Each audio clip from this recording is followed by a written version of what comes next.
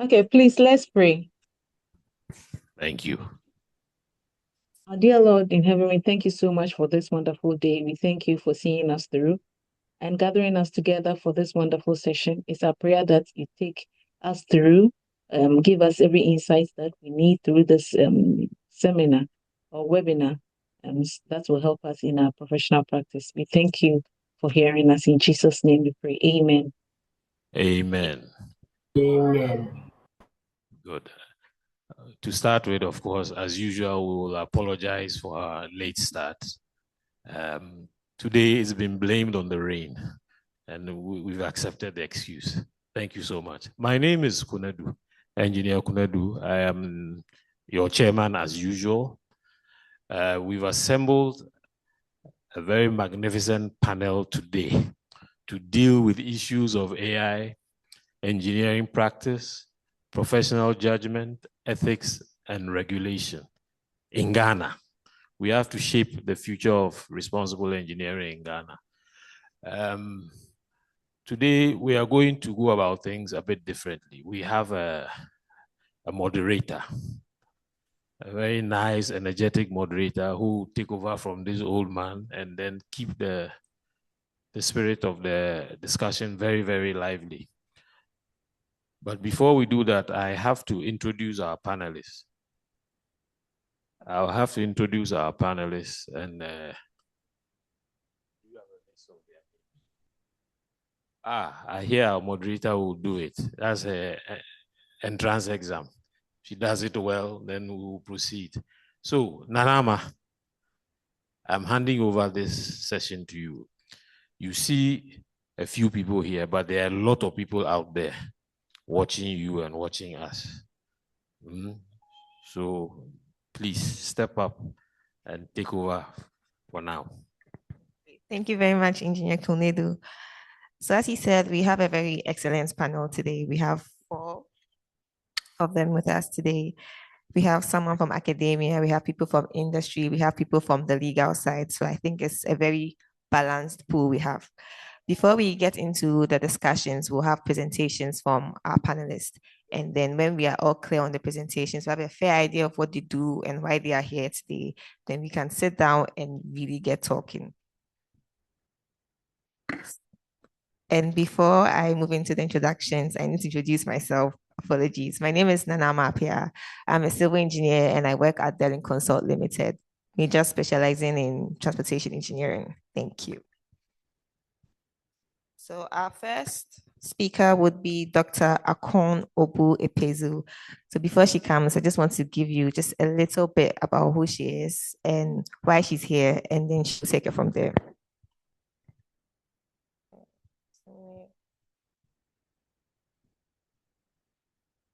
Okay. Dr. Akon Obu-Epezu is a researcher and lecturer in information technology and computer science, specializing in persuasive technology, human-computer interaction, and speech and language technologies for low-resource environments.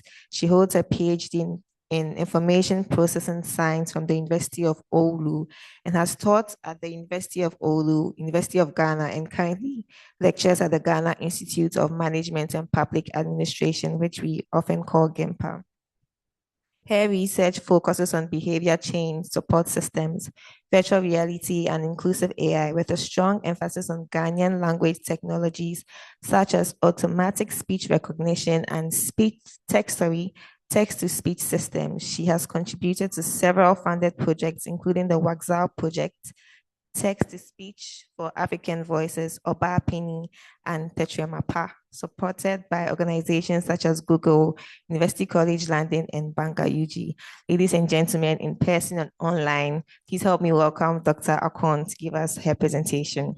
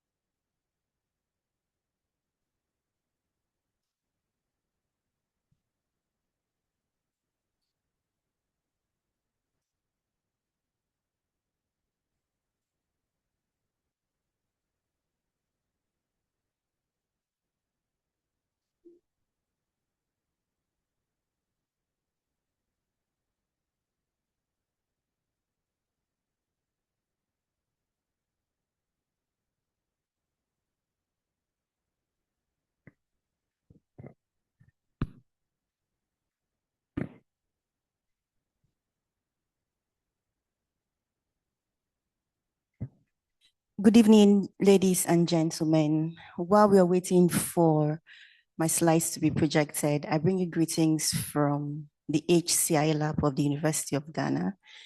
That's actually my place of primary assignment, and then GIMPA is my second. At the HCI lab, we do research that tries to integrate AI into our low resource environments. Specifically, we try to train AI models to speak Ghanaian languages, to write Ghanaian languages, to translate Ghanaian languages. So far, we have done that for 2 languages, Akan and Ewe, and we are still on the way to develop for other languages such as Ga, Dagbani, Dagari, and Ikboso. Please, are my slides now ready for projection?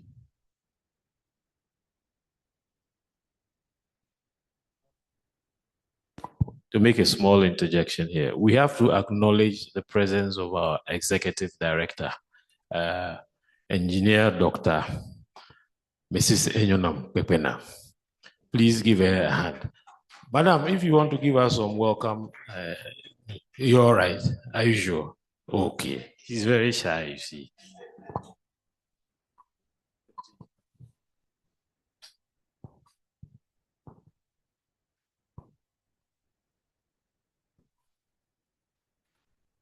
Okay, my slides are ready. So I bring you greetings from the HCI lab. I'm actually here with 2 members of the lab. I have Vicentia, leading with the camera. She's Google's ambassador for Gemini. And I have Nisi, he's a chatbot expert. So, all right. So I'll start to talk on professional and engineering judgment in the age of automation. Now, when we discuss automation, we often focus on the technological capacity, but some of the most important engineering lessons emerge not when automation is absent, but when professionals trust it too much. A good example of this would be the Heathrow Terminal 5 disaster. On March 27th, 2008, Heathrow Terminal 5 was officially opened as one of the most technologically advanced airport terminals in the world. This was after 2 decades of planning and approximately £4.2 billion in construction costs. At the core of the system was a highly automated baggage handling infrastructure capable of processing approximately 12,000 bags per hour. That's more than 3 bags every second. And this is using over 18 kilometers of conveyor belts, automated destination coded vehicles, and more than 100 interconnected computer systems. However, within hours of opening, major operational failures began to emerge. More than 500 flights were disrupted or canceled. About 42,000 bags failed to travel with passengers over 10 days, and approximately 20,000 had to be manually sorted after the automated system failed to perform as expected. Now, what actually failed? The system failed not because the technology was not working, but because there was insufficient operational testing under realistic conditions. Because they were eager to roll out the system, there was inadequate staff training. Access and security related staff had a lot of delays locating their car park and how to find their way to their various stations. There was also poor coordination during the transition into live operations, and overconfidence in the readiness of the system. So Terminal 5 did not fail because automation was absent. It failed because professional judgment overestimated operational readiness around the automation. Interestingly, the recovery actions also showed professional judgment in response.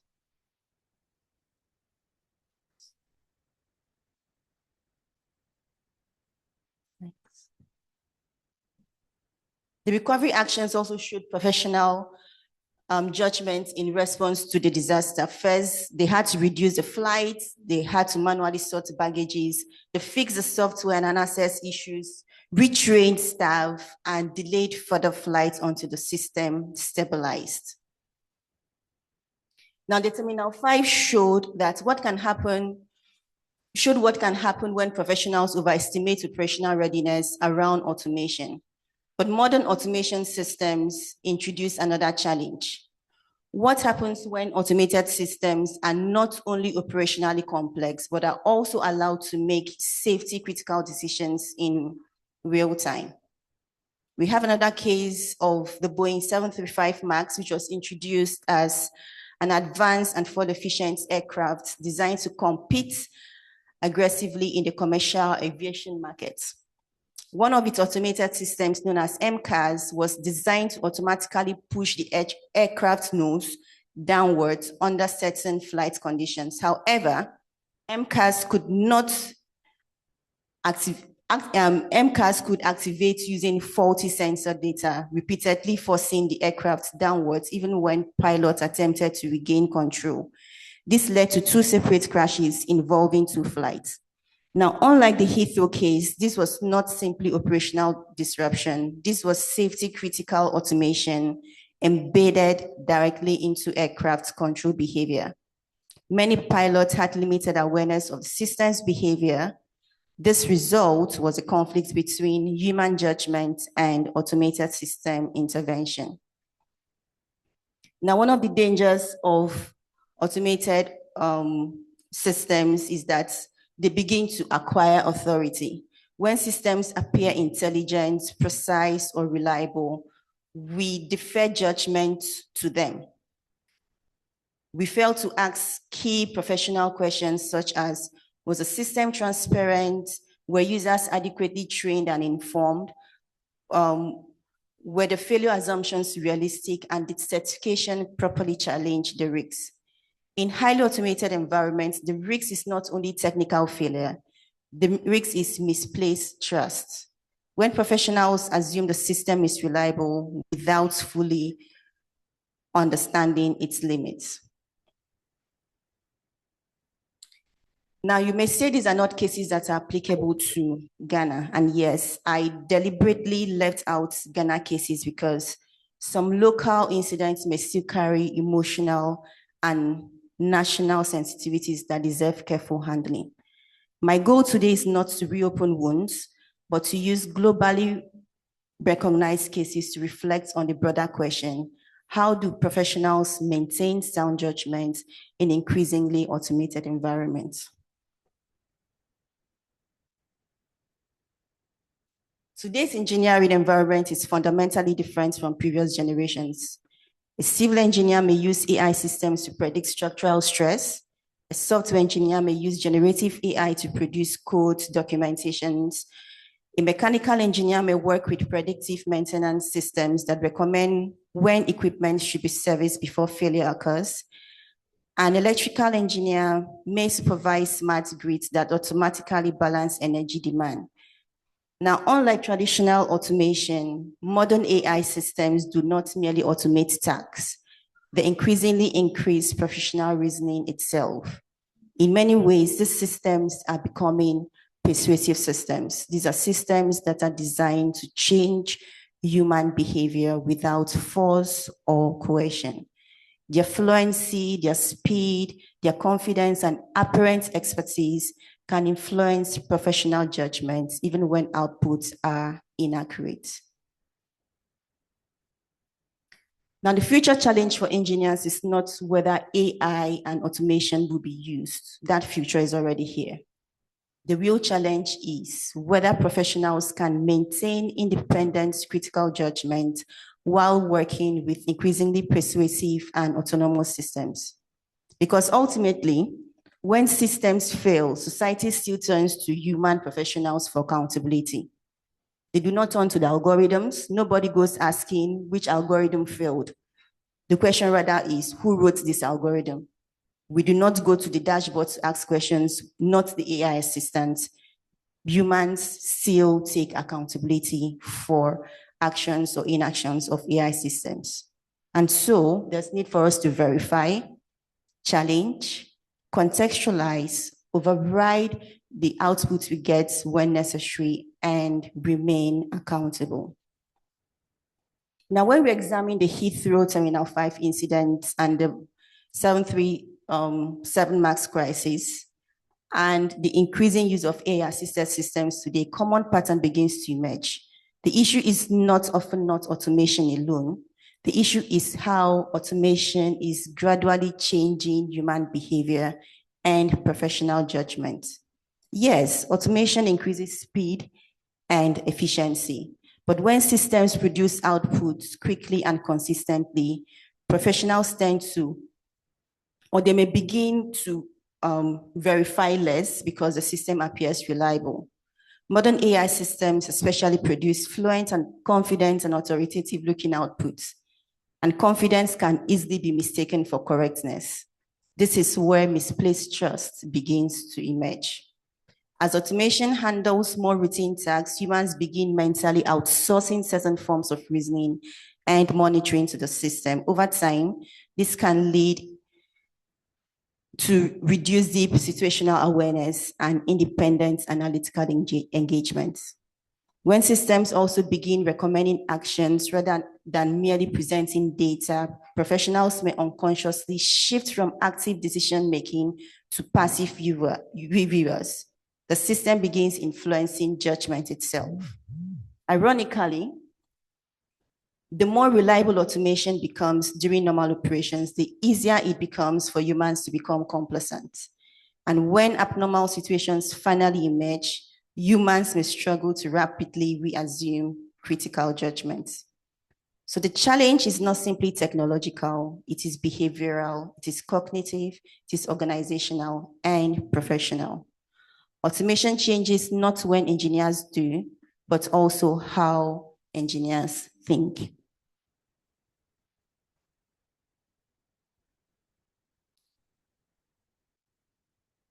Now, AI performance still requires human evaluation and contextual judgment. A system may score well computationally, yet users may still perceive it as unnatural, unclear, or untrustworthy. So rather than simply showing benchmarks, I want to invite your judgment on this audio. Now, as I mentioned earlier on, at the HCI lab, we train the machines how to speak and write Ghanaian languages. Now, this is an output from a text-to-speech model that we trained in the lab, and I'll crave indulgence to judge the outputs we get. Now, this is the text we imputed. It's Akan. I don't know how many of us can read Akan, right? Now, this was what we imputed into the system, and this is the audio.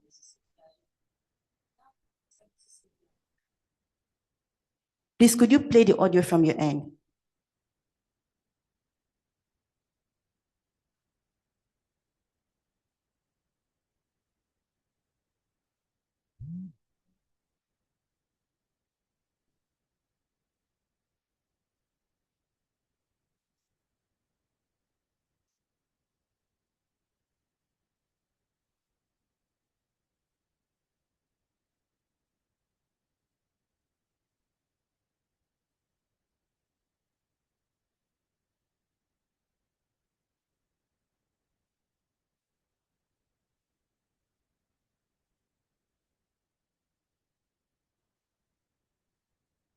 Kuruwa no ahosuo yɛ bibire.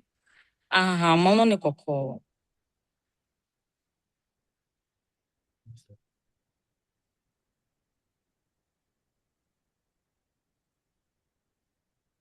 Could you please play it alongside the slide so that they could follow accordingly?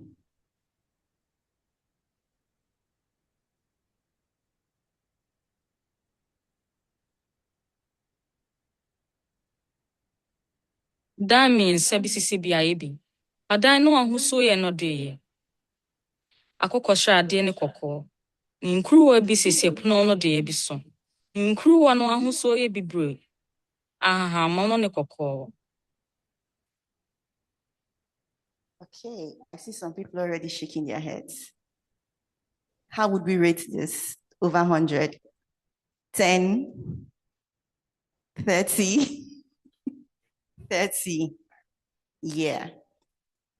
But when we gave the same output, when we checked the performance of the model using our machine model, it gave us a high opinion score. But when humans are now evaluating it, we can already tell that it is not doing well. It's not sounding as natural as an account speaker would. True? Good. So as automation becomes more intelligent, efficient, and persuasive, the responsibility of professionals may become greater and not smaller. AI and intelligent automation should augment professional capability and not replace professional judgment. Today's discussion should not make us fearful of AI and automation. For instance, we do not avoid using calculators because humans can calculate manually. We use calculators because they improve efficiency. But if the calculator gives us an obviously impossible answer, a competent professional should still recognize the problem.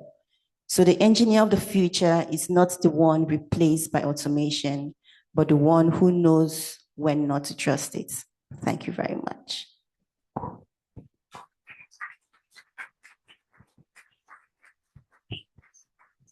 Okay, thank you so much, Dr. Akon. You can please take your seats briefly. So we've heard from academia. Now we are moving to industry. We're getting a bit more technical. So our next presentation will be from Engineer Jean-Baptiste Nyaku, who is a registered professional engineer in Ghana and a senior civil engineer at ABP Consults. He's currently the lead structural engineer on the MTN Ghana Graphic Road Office Complex project and the design team member on the MTN Abidjan Office Complex project in Côte d'Ivoire. He's well-versed in BIM and manages and coordinates multi-design teams on design clash detection and documentation. He's an AI enthusiast and is very interested in exploring ways new AI tools can merge with existing sophisticated software to further simplify engineering workflows. So without further ado, Engineer Baptista will now receive your presentation. Thank you.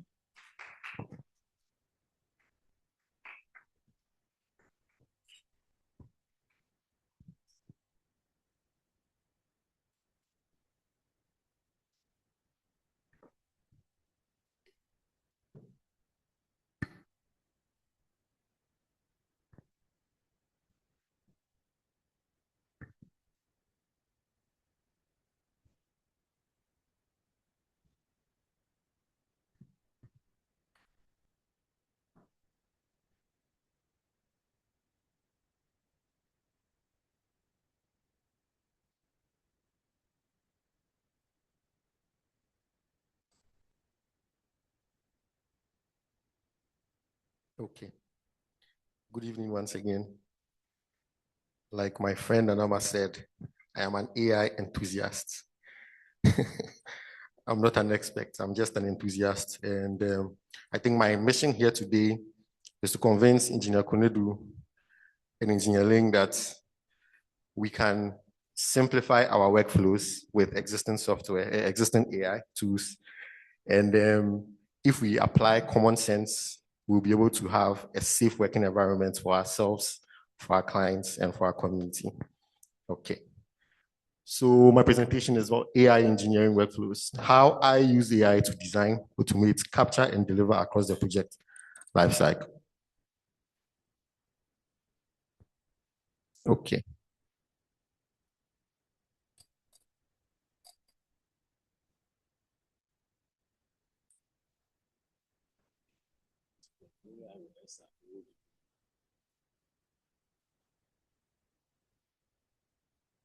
Okay.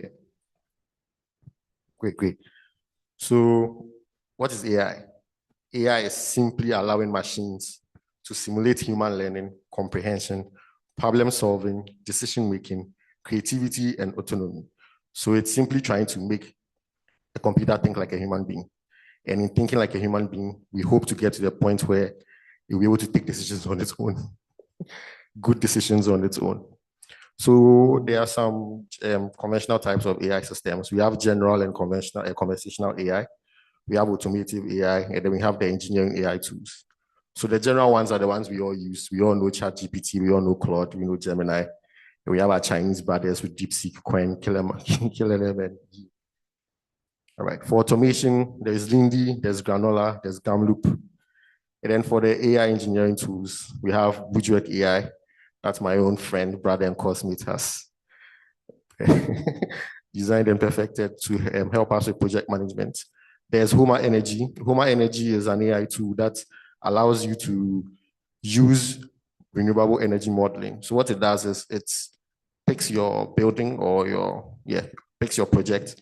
It looks at how much electricity from the national grid and then how much renewable energy you should use to maximize or to minimize costs. So it tells you where it should go so that you won't spend so much money when paying your electricity bills. There's Google Flood Forecasting Initiative, which also helps us to predict floods, help us with climate modeling. I'm sure right now, Ghana in our situation, we would die for some Google Flood experts right now. TestFit. TestFit is a very practical software AI tool. So if you have a site, it can just in seconds tell you how big or how small your building should be, where your parking space should be. Like, it will just give you a full plan of what you want to do in like 30 seconds. And then there's Waypoint Map. Waypoint Map is something we use for our drones to help us with flight planning when we are doing photogrammetry. So I'm going to tell you where AI sits in my engineering practice so that Engineer Kunedu can believe that AI is here to help us. So the first one is photogrammetry. Even though I'm a civil engineer, I do some photogrammetry. It's a hobby. It's a hobby for me. So what photogrammetry does is it takes 2D pictures and then creates a 3D model of the 2D pictures you've taken. And then there are AI tools that help us accomplish that.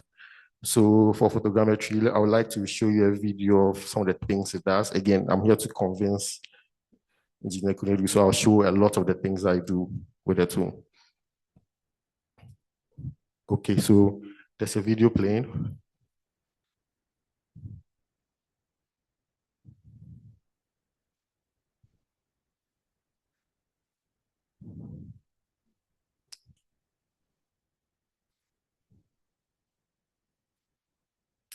Just make sure I'm sharing the right screen so that you can see.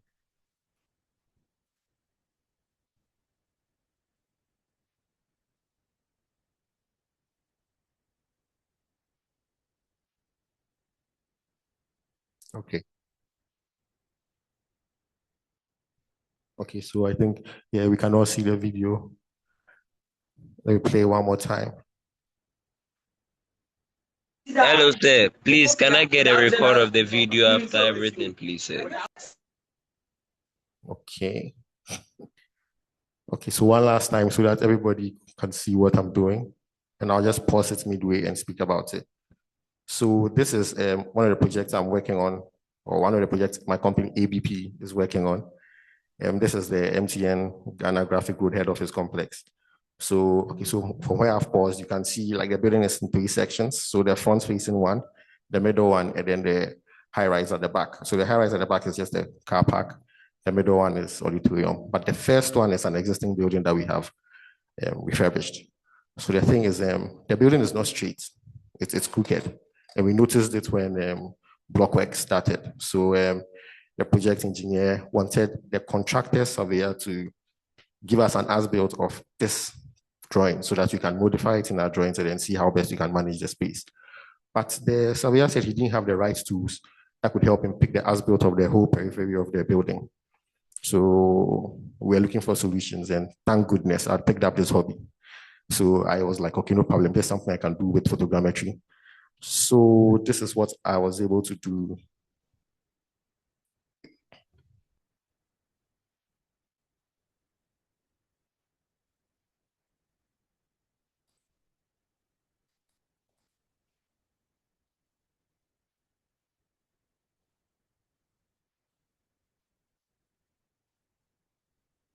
Okay, so can you see? Yes. So what is happening here is I used an AI tool in my RSWare, my drone software. It's called Waypoint Map, to plot a plan for a flight so that I could get enough 2D views to be able to capture the entire periphery of the building so that I could then send it into a model like Revit to be able to see the dimensions or the perimeter of the building to see where it's not straight and where it wasn't straight. So I used a tool called Reality Scan to be able to send those 2D models and convert them into a 3D model. Then I used Autodesk Recap to convert it into XYZ files that Revit could pick up, sent it into Revit, and then I was able to find the periphery of the building and then send it to the surveyor. So indeed, the building was crooked. On the back end of it, it was crooked. And then we're able to use the information in our project. So that is just one way that I use AI.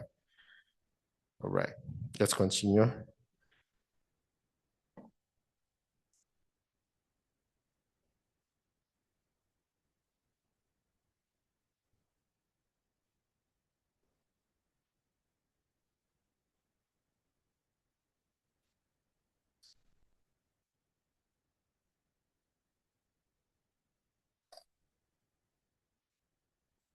Okay, then the next thing is, like Nanama said during my introduction, I'm also an enthusiast in building information modeling.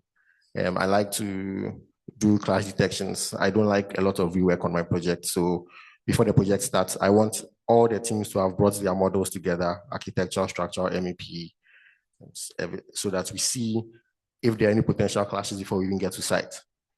And Revit helps to do that. But in Revit, you realize that you keep doing the same thing over and over and over again, and sometimes it gets very exhaustive. So Revit has a plugin called Dynamo. Now, Dynamo is a graphical, it's like Python. Think of Python, but visually. So it has strings and nodes, and then you are able to write code that automates things you do over and over again. So Dynamo has a script for Python. And you know what ChatGPT and Claude like to do? They like to write code. So you can use your conversational AI tools to write specific code that you can send to Dynamo as a Python script. And then just one click, that's what you've been doing, 30 minutes? It does it in like 5 minutes for you. That's also a way of saving time for you. And because it's visual, you can see, okay, this is wrong or this is right. What you ask it to do is what it does for you. And because it's visual, checking for errors is very easy. Okay, I had another video loading, but because of up and down, let me just continue going. Structural calculations, those ones are very basic for our AI tools now. The difficulty, the responsibility is on you, the engineer, to ensure that what has been developed for you is right, it makes sense, and you have to keep trying it, check out all the formula, all the calculations, see if everything is okay, and then you can proceed to using it. The next thing I do is FIDIC contracts, managing FIDIC contracts. So yes, I have done some Model 1, Model 2 training from the Ghana Consulting Engineers Association, KNKT ABP Consult Limited once again.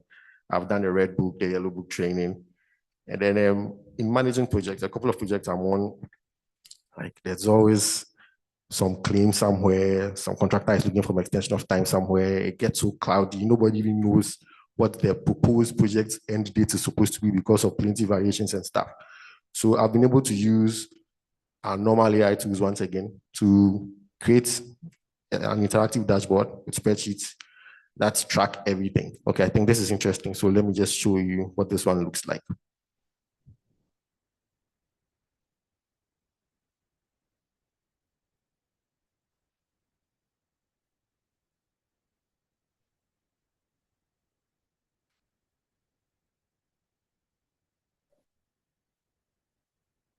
Okay, yes.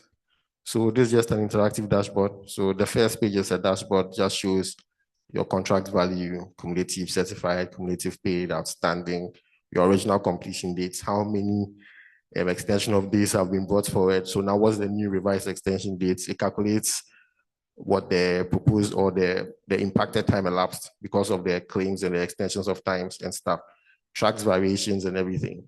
So your project setup, you can just name your projects, the books you are using, and then you can see that on the right-hand side, the third table, the third row, it stated the clauses of the books that it's using. So after this, you, the user, it is your responsibility to open your book, open the red book, check and see if what Mr. AI is telling you is true. If it's not, adjust it to suit. And then once you've tried it over and over again and you see that it works, all the Excel formulas are correct, everything, then you can maybe show it to somebody, show it to your CEO, adopt it in your workplace. Yeah, so I'm still in the testing phase, so I haven't brought it to I can see my CEO is confused. He hasn't seen it yet, but don't worry, say you see it soon.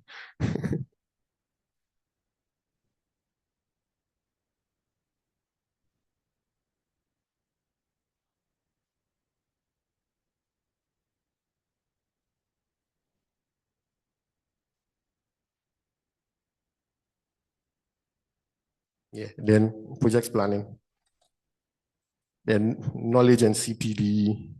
Yeah, so what that does is, so a colleague wanted to master BIM, federal contract management, clash detection, and he wanted me to help him structure maybe a program. So like maybe from the middle of May to the end of the year, he should be able to acquire those skills. So what did we do? We ran it into an AI tool.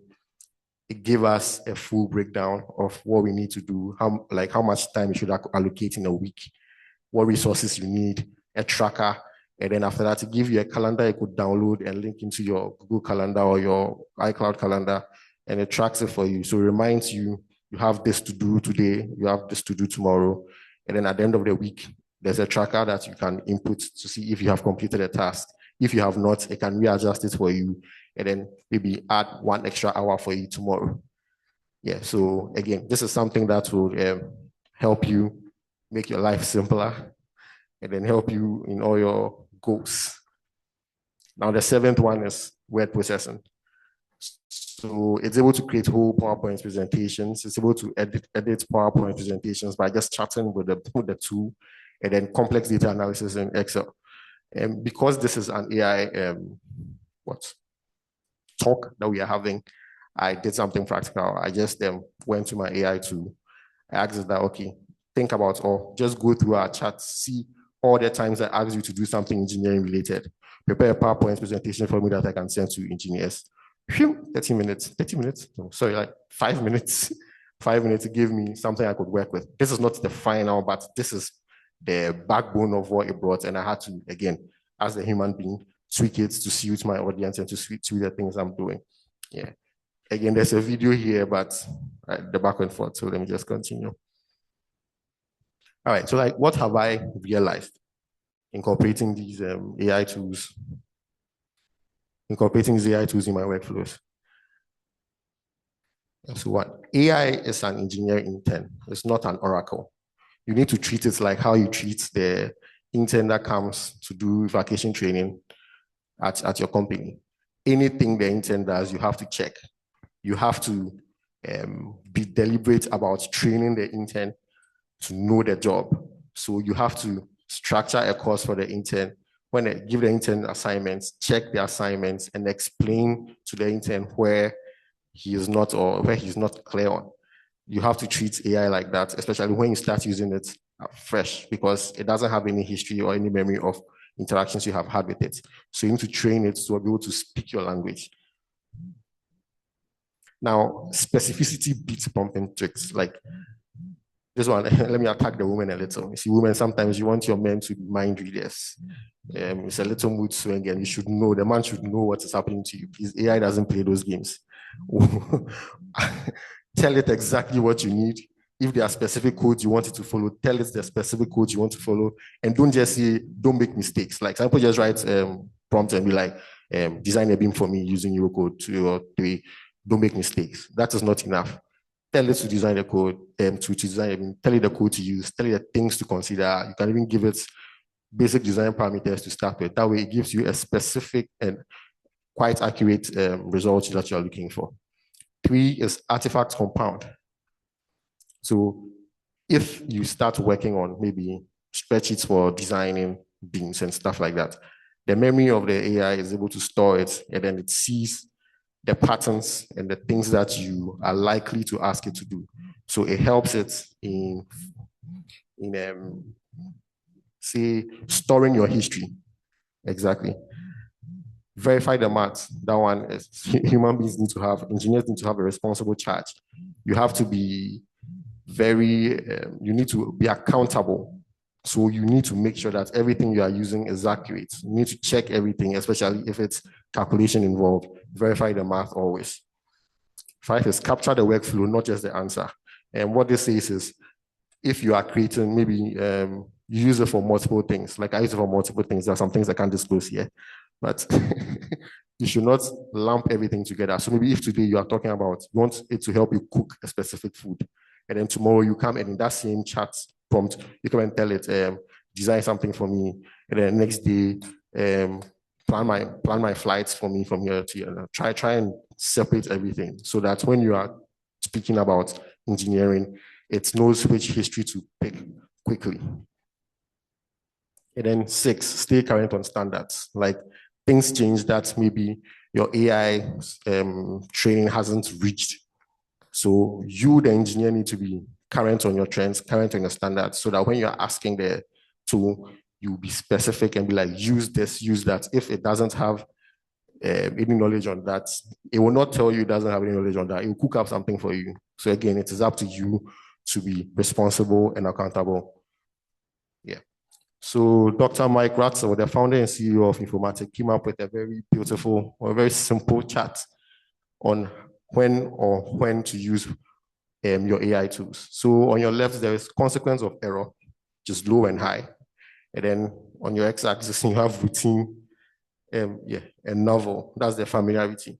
If it's a task that you are very familiar with, you do it almost all the time, and the consequence is low, that one, AI can have a higher autonomy. So like that is writing reports, or your reports is the language that is changing, the English that is changing. The format is practically the same all the time. It's the things that are happening in the reports that will change. So for that, you can designate a high AI autonomy to it, but you still have to spot your checkouts, but you have to check your things and make sure wordings are correct, grammar is okay, and stuff like that. Now, if it's something you always do, but it has a high consequence of error, like structural load calculations, that one, the AI can assist you whilst the human verifies what the AI brings out. Now, if it's something new to you, but then the consequence of error is low, let AI help you explore options. But at the end of the day, you have to choose the option that makes the most sense, and you have to justify why you are going with that option. Now, if it is something that is new to you and the consequence of error is high, please, AI only provides information. So just search. Everything else has to be human-led. Okay. Now, I know I've sold AI to be this all-powerful, all-sweet-saving tool that you can use, but it will be, again, this is an ethics lecture, so it will be unethical of me to not tell you what AI has been doing wrong or some of the pushbacks to AI currently. So I have 6 examples here, and this one, you notice that I didn't bring it one after the other. I've got everything so that it stays on for a long time for us to see the things that we should be worried about. So 1, Starbucks retires AI tool 9 months after North America deployments. This happened, what, 7 days ago, 6-7 days ago.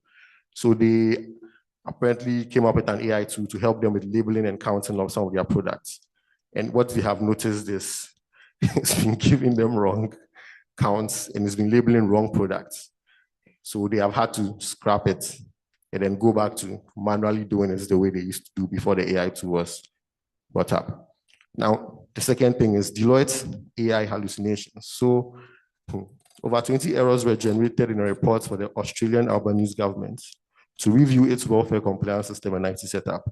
So what happened was, I think they used an AI tool that fabricated books, fictional quotes, fake academic references in the report that it produced to the clients. And then it took one of the clients' professors to actually review the documents and realized some of the books that are being mentioned here do not exist. Some of the academic things do not exist. So then they queried Deloitte, and Deloitte admitted that they had used an AI tool and apologized and had to compensate I think $440,000. The third one is XAI's Grok debacle. Well, if you're on Twitter, a lot like me. I'm sure you were there that day. The day Grok is AI's, Twitter's AI tool. So Elon Musk's AI, the AI tool that has been incorporated in Twitter, it's called Grok. Yeah, so that day Grok declared himself as Hitler. He leaked out 370,000 private chats onto Google that people could access. It was a fun day. If you don't have skin in the game, it was a fun day. Now, that is high-end mishaps that have happened in society. But apart from that, there are things that AI needs to function that people are pushing back on, like data centers. Data centers are the backbone of AI. They are the centralized physical facilities that acts as the foundational backbone of AI and cloud computing. You realize that there's been a lot of pushback from especially climate activists because people are having to clear large areas of land, some farmlands, like land in residential areas, and they're putting up these huge data centers, which are producing a lot of heat, making a lot of noise, especially the ones in the residential areas.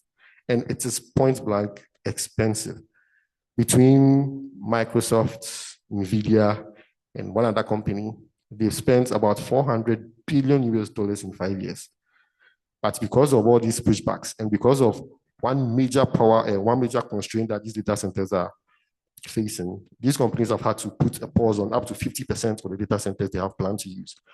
The thing is, the electricity that data centers use is so much that some towns and some cities are having to ration electricity with these data centers, and the people are pushing back. So they've had to put a hold on about 50% of these data centers. And a lot of companies too have realized that the APIs that they use for their AIs is getting more expensive than actually paying human beings to do it. So people shouting that AI will take your jobs. AI won't take your jobs because AI is too expensive to take your jobs. And you know, for CEOs, it's always about the bottom line. Yeah, and right now the bottom line is not lining. So they are rolling back their use of AI and then trying to get back more human beings on board. And then the last one, well, I'm Catholic, so I have to feature the Pope. I think 2-3 days ago, the Pope sent his latest encyclical letter bashing AI. And his point is well noted because, well, the US-Iran war, on day one of the war, a school was bombed, 160 plus kids were killed. Why? Because the targeting system they had used was purely AI generated, was purely run by AI. And then the people who were supposed to check those targets had been let go because of the AI too. So nobody was able to check that, and then kids had to die. So the Pope is advocating that, yes, he agrees AI is a valuable tool, but it requires a lot of vigilance. And then responsible transparency and guidance of AI is very necessary. So our takeaway from this, engineering still belongs to engineers. Like I said, AI is not here to take your job. It's just here to help you do your job a little quickly and to relieve you of the difficulty and the pain of repetitive tasks. Repetitive tasks are the worst. Like if you can have something that can just automate that for you, it's a win in my book. You need to maintain a responsible charge. And what is a responsible charge? It means you should have direct control of the tool and you should have personal accountability in every result or every design that you send out using the tool and using your personal experience. You need to have a responsible charge. It is you, it is your design, it is not the AI's design. Then lastly, we need to uphold the Engineering Council's Code of Ethics for engineering professionals. If you look through the Code of Ethics, there's section 4. Well, point 9 says you have to advance yourself technologically. So the Code of Ethics is asking you to learn AI, to learn about advanced technologies. But it's also telling you that points 2 and 3, whatever you have to do, make sure that you are an expert or you know what you are doing, either by your education or your experience. You should have the requisite skills to use the tool you are using. And then it is your responsibility to not lie to your clients. You should protect your client's information. So if you have, maybe there's an open source tool, and then your client has given you sensitive information, and then upload it in the AI tool, and then you give him the results, you have betrayed his trust because you have put his information in an open source. And you know, there's a gang of hackers right now who are targeting open source. Okay, you let me move on. All right. So I think that brings me to the end of my presentation. But before I leave, there is well, I'm a member of my company is a consulting engineering company. I'm a member of the Ghana Consulting Engineers Association, and we just had our conference, our FEDEC Africa conference. And one of the resolutions from the Young Engineers Seminar is that Africa needs a standardized or a safe place to keep to share data, to mentor our young engineers, to have maybe a forums kind of something. So like something designed for Africa by Africans. So the capacity building committee of the FEDEC Future Leaders came up with this tool. It's called Nuna. Well, I'm aware, so you know where the Nuna comes from. Nuna means giving.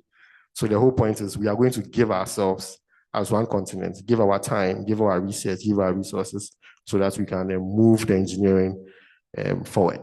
It's still in development, but you can see a link at the top, nuna.online.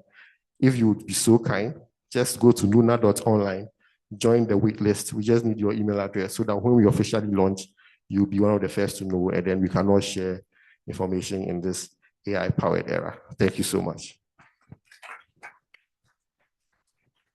Thank you so much, Engineer Jean-Baptiste, for that presentation.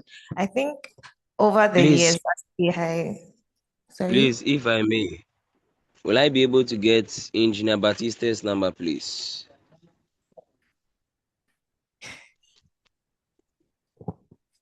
Yes, you may. He will contact you directly. Thank you. So I was saying that over the years, most of the conversations have been about is AI taking jobs. And I think Engineer Jean-Baptiste's presentation has cleared all doubts. So we are safe. Today's conversation is about how we can use it well in the legal framework that we have in Ghana. So we'll have one more presentation by Vanessa Kofi-Inti, who is a legal officer with FIDO. And she possesses over 6 years of multidisciplinary experience spanning fintech, corporate governance, commercial law, regulatory compliance, and digital assets. She has managed complex structured finance transactions, regulatory matters on corporate governance across Ghana, Nigeria, Uganda, South Africa, and Israel, highlighting her expertise in multi-jurisdictional compliance and licensing initiatives. She's a technology policy fellow with the University of Ghana School of Law by GIZ Ghana and holds certifications in fintech law and policy from Duke University and blockchain and DeFi from INSEAD. Ladies and gentlemen, please help me welcome Vanessa Kofi-Inti to give us the legal side of this whole conversation. Thank you.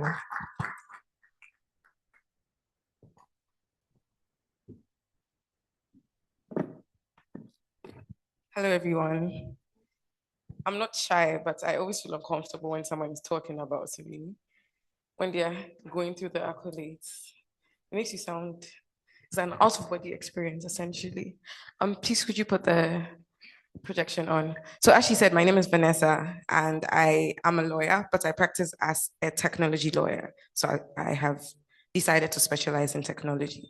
So everything from crypto to AI to normal practice, commercial, corporate, etc. That's what I do. So I work with technology companies. Currently, I work with FIDO Ghana in the microfinance space. But aside my 9 to 5, I am very interested in technology policy. I think Ghana is very good at coming up with laws.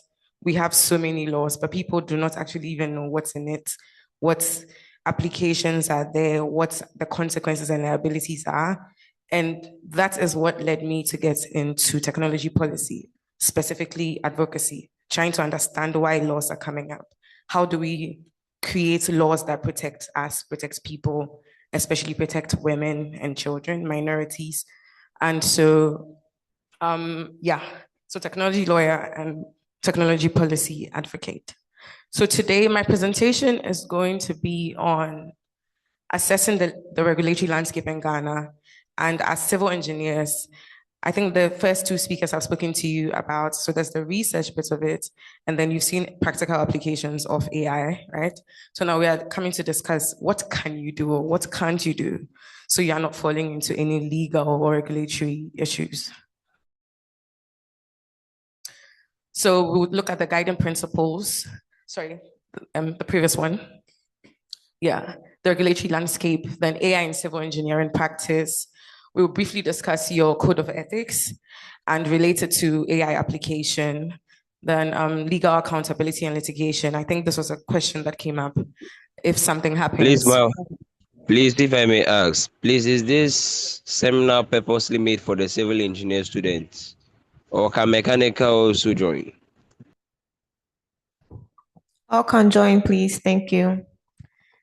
Apologies. My briefing was on civil. However, the content of the message applies across engineering, in fact, across all professions. So you should be fine. And yes, and then we'll tie it together at the end. So who is a professional? Please go to the next slide.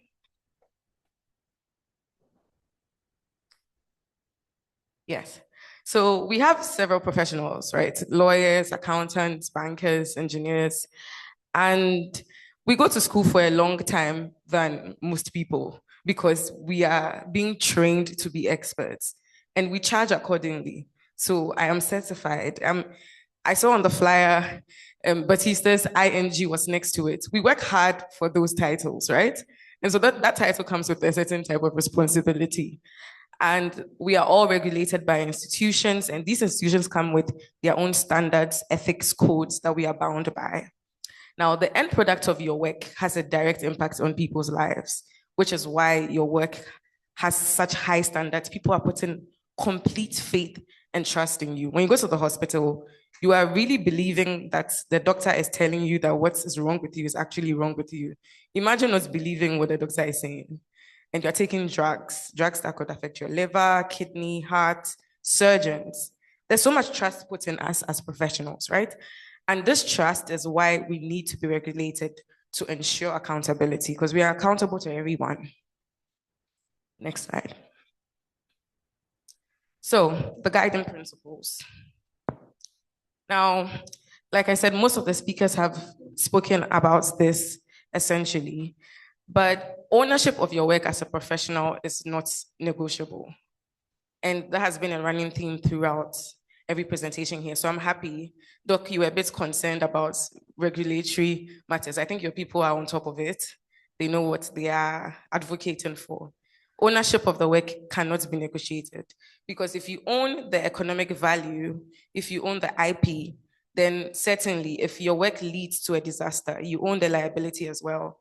And so if I, as a lawyer, charge someone and I say, do this to your business, restructure your business, transfer these shares to this person, and then something ends up going wrong, I have to accept the liability as well because, well, I accepted the economic value that was attached to it.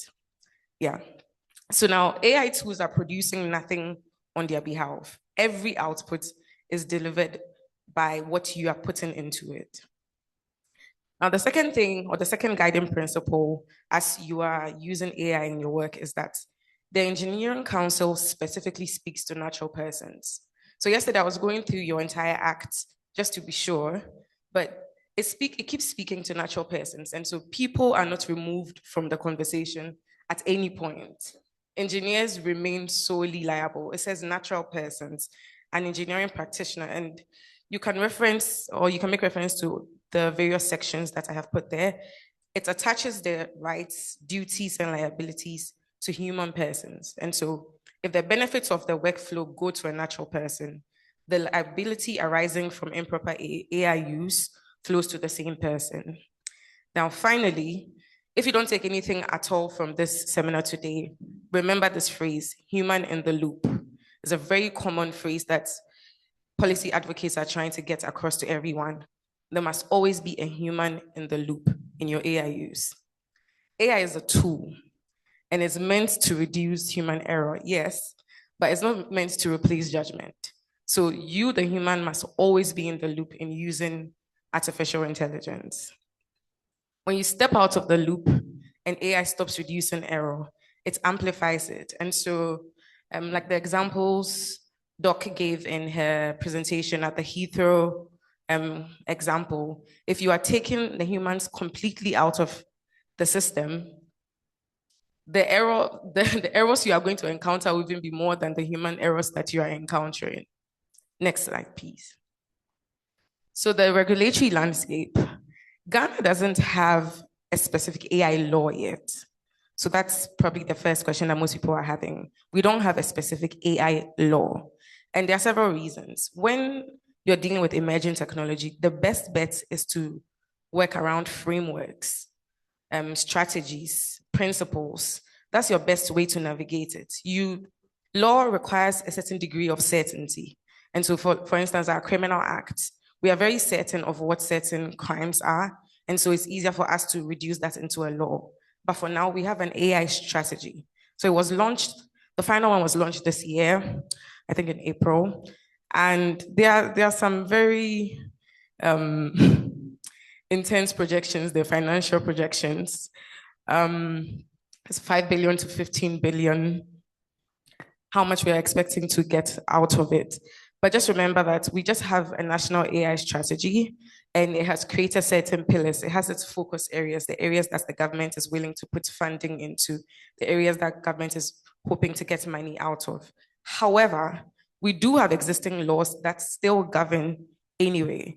When new technologies start coming up, most of the time there's a temptation to assume that a new law will be created for every specific one. Sometimes our existing laws are actually more than adequate to cover it.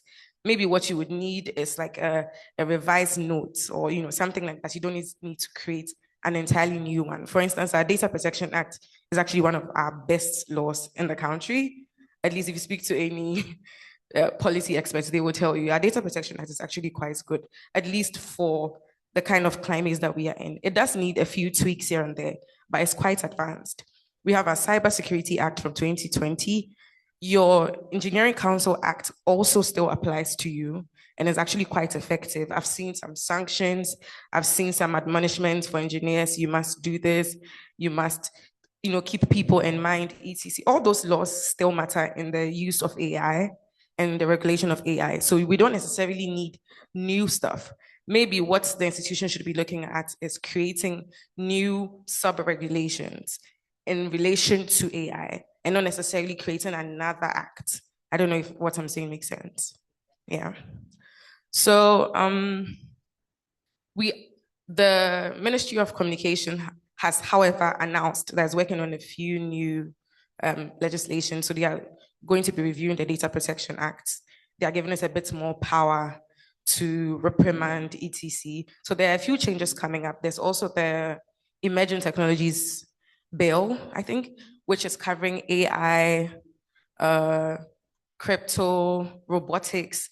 It's covering a few of the key ones, right? But it's not here yet. So for now, what we have still applies to the work that you're doing and your use of AI.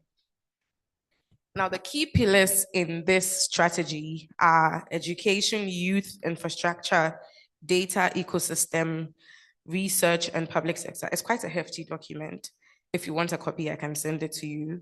But you can go through to see the specific applications that apply to the fields that you work in. And of course, the international agreements that Ghana has also signed to or ratified also applies to us. But a lot of it is just frameworks and strategies. Next slide, please. So in your practice, I had to do a bit of research. I hope I'm not lying to you guys. But I was glad when he mentioned building information modeling because, yeah. And interestingly, I wrote a paper, like after doing my research, referencing the various laws, etc. that I wanted to use. And then I wrote a very extensive prompt and I got these slides. So, it's about knowing how to use AI. But these slides were made from a 7-page sheet of my scribblings and my thoughts and how I want the slides to flow and the information I want. Anyway, so I think I'm not going to spend too much time on the first part of the slide because engineer has already, given you a few ways that AI can be used in your day-to-day activities in your workflow. However, we will look at some cautionary tales just to tie into the fact that it's okay to use AI for these things, the benefits that are at the top, but don't forget the implications. And I think it's important to note, like Doc said, these examples are just being used to remind us of some of the structural failings, right? But it's not meant to, make anyone sad about an incident. Maybe someone was related to some of the people who had died here. But we all remember the famous Malcolm incident. The building came crashing down. And then recently at Accra New Town, there was also that building that crashed down. Now, Uber's own is very interesting because they had this automated cars and there was a driver in it. So a human was part of it. They were driving the car. This lady was on her phone watching a TV show because the car is on auto drive. And so they were watching a TV show called The Voice. It's a singing show. And just within 5.6 seconds, there was an impact and someone actually died. Literally, 5.6 seconds. There was a human in the car, but they over-relied on the technology and it led to a loss of life. So that's how you should be approaching your use of technology. We used to wash clothes with our hands, right? Like back then, on stones, by rivers, etc. Now people have washing machines. But when your clothes are dirty, you pick them and you put them in the washing machine. The clothes don't crawl into the washing machine. If you don't have a dryer, you are taking them out after every cycle to go and dry it outside. You are still using technology, but you are involved in the process. That's how you should think of using AI as a professional, at least in my opinion. I think it's the most practical example I can give. So Uber was not held criminally liable, but the driver actually was, interestingly. And the police report stated that the collision was entirely avoidable. And so again, for an engineer, stamping AI output without verifying equals dereliction of your duties. So you are using it for calculations, you are using it for building information modeling, and you're not cross-checking before you start using the output. You are not a professional, because literally anybody, I can do that if I know what prompts to write. And I'm trained as a lawyer, I'm not trained as a civil engineer or as any type of engineer. So just always remember that you cannot leave your post just because you have technology helping you, right? And people are doing it, even governments are doing it. And so South Africa recently released its, I think last month, it released its AI strategy. There's an entire country. It was recalled in about 3 days. Guess why? There were hallucinations in their national AI strategy. Hallucinations come from AI, as in they used AI to come up with their AI strategy, and nobody bothered to check that there was inconsistent or wrong information in their national strategy. So if you've been doing it before this conference, you are not alone, but please stop. Please stop. You cannot rely entirely on AI. You cannot, as a professional, in any capacity. You've gone to school to train for so many years. Also, don't forget that AI is being modeled after human intelligence. You are the smart one who is being copied, essentially. AI just has the processing speed that you, the human, doesn't have. So you should always be the final point. Now, your code of ethics. Next slide, please. So you have your code of ethics. I saw that there's a disciplinary authority and you had a recent review in 2023, but there's a very clear disciplinary authority set out. Your licenses can be revoked, etc. And so you as the regulating institution, you don't have to be afraid about what will happen if our engineers are using AI, because your authority still holds. If the person is not living up to professional conduct, i.e. stamping work without scrutinizing it, surely your disciplinary authority can come out. So I tried to get the core canons of your code of ethics and map it to AI use. So it says hold paramount public safety, health, and welfare. Now, in relation to paramountcy, you can see stamping AI outputs without verification breaches the first canon. And so it's the same message. Competence, you must understand the tool and not just operate it.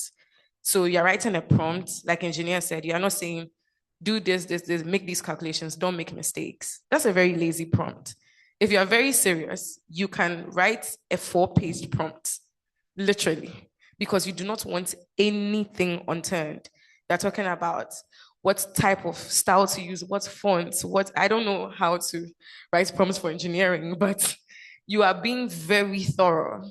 And everything you would do, all the stops and checks you would do normally without AI, you incorporate it into your prompt just to show your competence. So if I want a case brief done in a certain way, or if I want AI to review a contract for me, the type of prompt I will write as a lawyer and the type of prompt you will write as an engineer, the difference will be very glaring because of my competence. So that's how you should look at it. Now, truthfulness, representing AI output as personally validated is a deceptive act. So again, don't use AI to generate work out and then pass it off as yours entirely when you have not been, you've not verified it, you've not checked it, etc., right? And there are several laws here that I think all of you are quite familiar with that still applies to your work and still governs it. And so until the Institute or the Engineering Council comes up with new laws, all of the existing laws still apply to you. And it still applies to the person. So we don't need anything new to hold anyone accountable. As long as the act or your primary act is speaking to the engineering personnel, everything that you do, you will be held accountable. Now, next one, please. So legal accountability, what does that look like? Professional negligence. I think this cuts across all professions. If you're negligent in the work that you're doing, you can be held liable, criminally, civil, whichever way the person who is suing you decides to go, but you can be held liable. You cannot come and say, the AI said so. That's not a defense.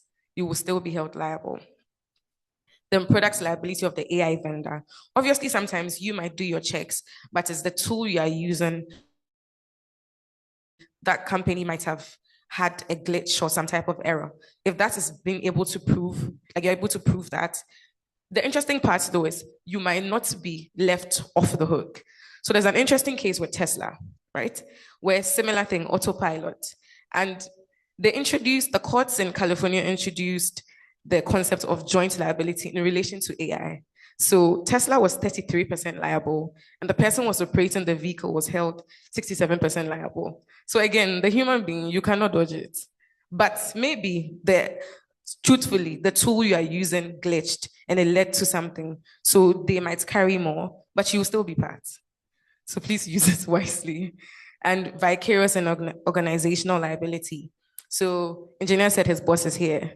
If engineer produces some work, the company can actually be held liable apart from engineer himself. The engineering firm itself can be held liable as an organization. Maybe you didn't have enough checks to make sure that if your staff are using AI, one, they must declare. You as a company should develop that framework for yourself that, okay, these are the tools that every engineer in this building is allowed to use. Me as the CEO, I'm allowing you guys to use these AI tools. But when you produce version 1, label it version 1, store it here. After you edit this human output, version 2, version 3, you create an audit trail internally. However you guys decide to do that, that's, but try to create a trail so that there's a documented process of where AI came in, what you outputted, and what the final use was. This can help you as an owner of the engineering firm cover yourself, because now you have, and it also allows you to be able to pinpoint where the mistake came from, so that, it's not sounding like the AI said it, and no, you can clearly see from version 2, it was your addition that led to the error. It was actually not even the AI. And that's even worse, isn't it? Because you had all the help and you still went to mess it up. But yeah. And then, of course, data protection and cybersecurity. I'm not sure necessarily how this will flow into your work. But what I will say about data protection is AI is relying on a lot of data, right? A lot of the outputs that comes is based on the data you're feeding it. So you have to make sure the data you're feeding it, you have the consent of the owners of that data to feed it into a tool, especially a tool that is not maybe properly licensed or something. I think lawyers are most guilty of this. They are not using paid versions of certain apps. They are not building, firewalls around it. And you're just putting your client's entire data into ChatGPT and you're chatting with it. Guys, So you need to be careful the type of data that you're putting into as an engineer. If your client is not aware that this part might be tricky, but I think disclosure is always the best tool. If your client, you should let your clients know if you have a technological aspect. Maybe don't go into too much detail if you're afraid to take their contract away, but let them know. Because if something happens, and you need to have their consent that I'm using your data, I'm inputting it into this product, and I'm using it for this. When I'm done, I will delete it, or I will store it for, I think in Ghana, we have about a minimum of 6 years or so, and then you can delete, or whichever agreement you come to with a client. But just make sure that the data that you're using, and also you have cybersecurity. Don't go and sit at a hotel lobby and connect to their free Wi-Fi and be using it for classified projects. A lot of I can see him looking at me. Do you use a lot of free Wi-Fi? Don't mind me. So one thing people don't know about internet access is if it's allowing you to come in very easily, there's a reason. And the security is very low. So that password that they've distributed to only God knows how long, there are some places that if I go to now, I don't log in, it just connects automatically because I've been there for a training or something. I don't use that internet access when I'm working on my 9 to 5 or I'm doing like bank transactions, etc. These are things you need to think about. It seems far-fetched, but if you're using an open access internet connection, you are jeopardizing the security of your work, your client's work. So that's the aspects I think in relation to your job you should think about, right? Now, finally, the final slide, please. Or last but one. Hi. Okay. So AI in modern engineering practice. AI is not a replacement for engineering judgment. It's a force multiplier. And this means that if you're using it properly, your work is going to be superb, fantastic. It's going to be fast. You're going to be the fastest engineer on the block. And of course, you'll be getting more money. But if you are not practicing the necessary skill set, like it's okay to not know how to use any of these AI tools. See someone and learn how to use it properly before you start using it, right? Now, your professional judgment in the age of automation, to allow AI to think for you is a dereliction of your professional duty you were trained, registered, and trusted to perform. Never forget that. Ethics, accountability, and responsible AI use. Ghana is developing a framework. And so eventually, now that the strategy has been released, I think by next year, they want to set up a responsible AI authority. And so it will start coming up with a few guidelines here and there. So always have those principles in mind that I'm trying to do my best work in a way that conforms to the standards that have been set for me, right? Ethically, responsibly. You're not using it without any form of structure. Then regulation, standards, and governance still apply to you. Human oversight and decision-making. AI is giving you options, is giving you outputs. You are the final decision maker. And balance your innovation with safety, quality, and compliance. So it's okay to use AI, but don't forgo safety, don't forgo quality, and don't forgo compliance. And finally, remember what we said. The very last slide, please. A human in the loop. You guys are working together. You're working together with AI. Ownership of the work and its consequences can never be delegated to a tool. It will always sit with you. Always. Thank you. Thank you so much, Vanessa, for that presentation. You can briefly take your seats.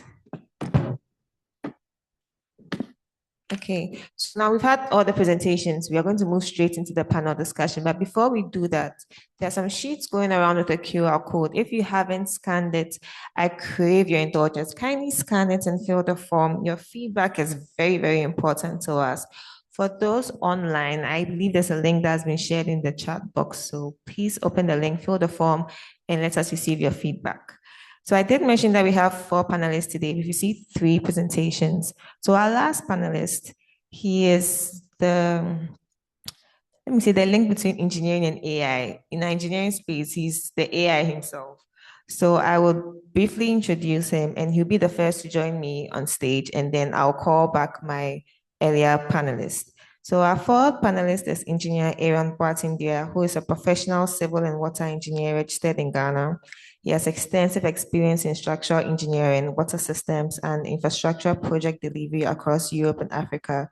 He currently works as a project civil engineer in Sweden, where he also serves as a consultant in construction planning and supervision.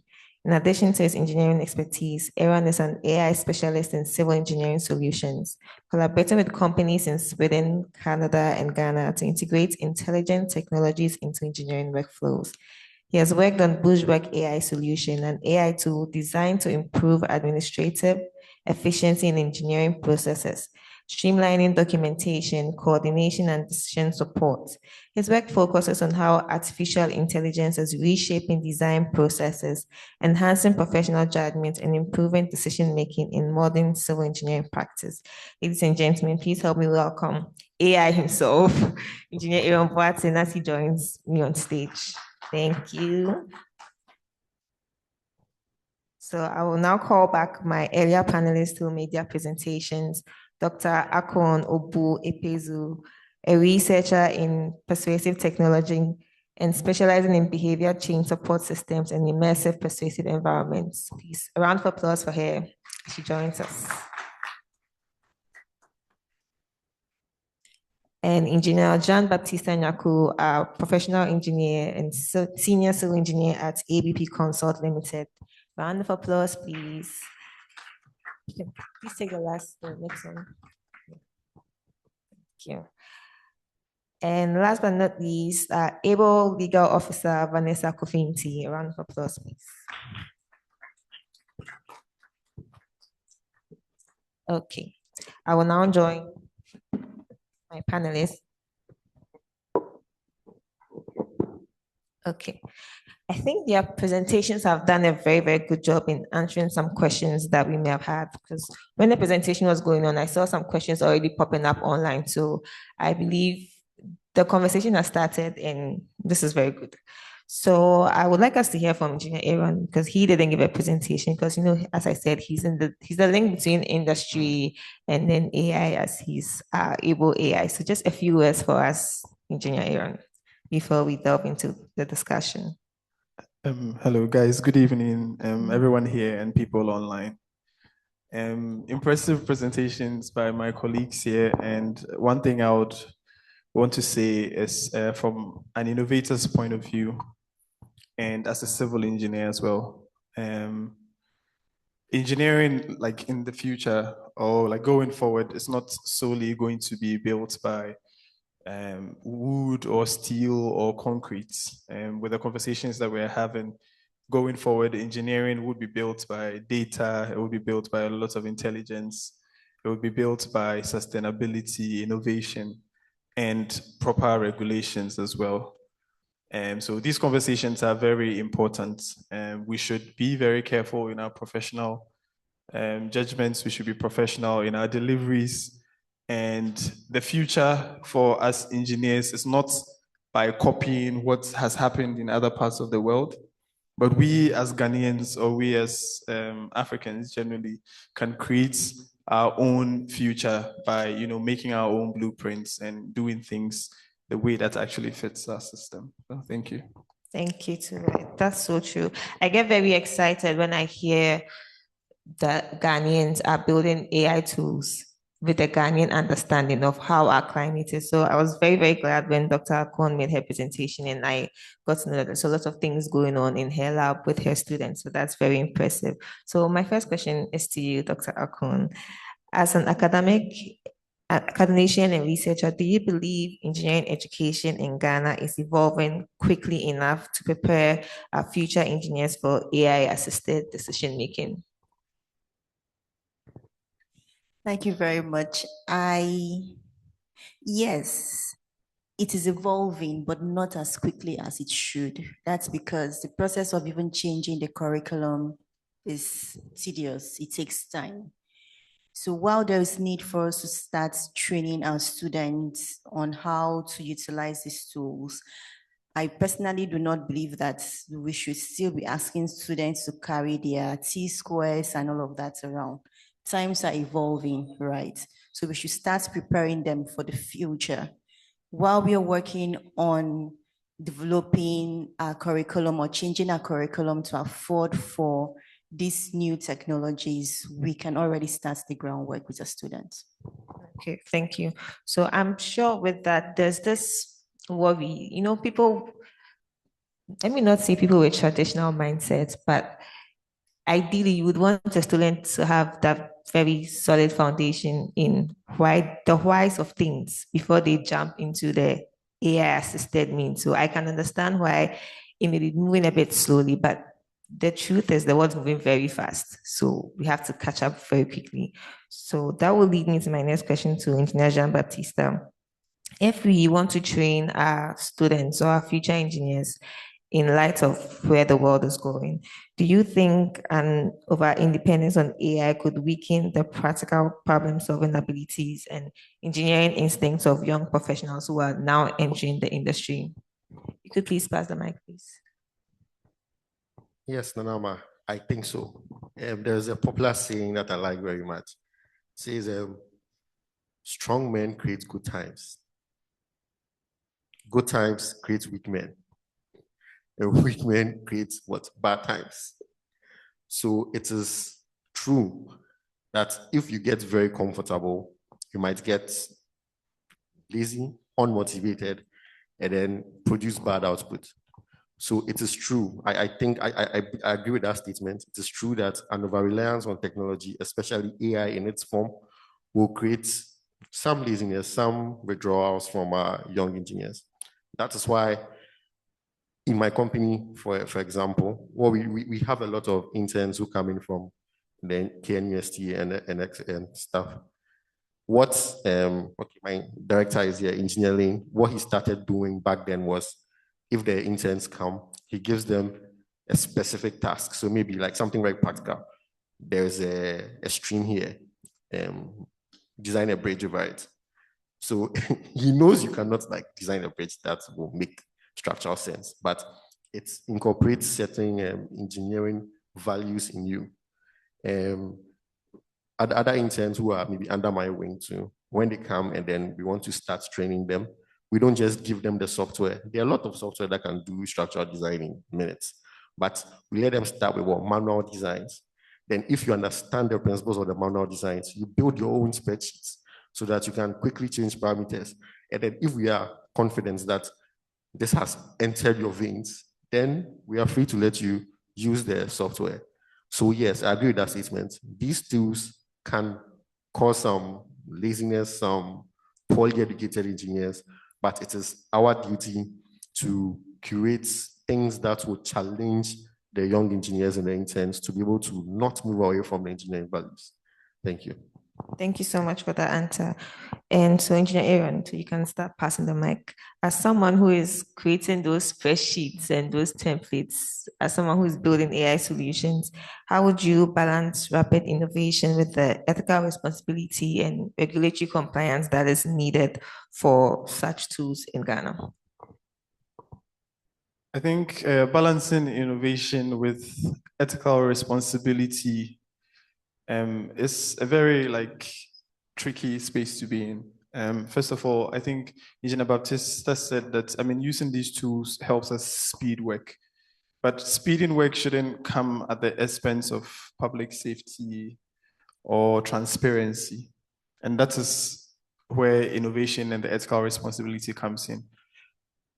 Using these AI tools, helps us deliver a lot of simulations within short periods of time. But then that doesn't mean we as engineers should solely give that responsibility of oversight or final decision-making to these tools. So balancing it is, not entirely giving that responsibility to the tool or the AI or whatever you're doing.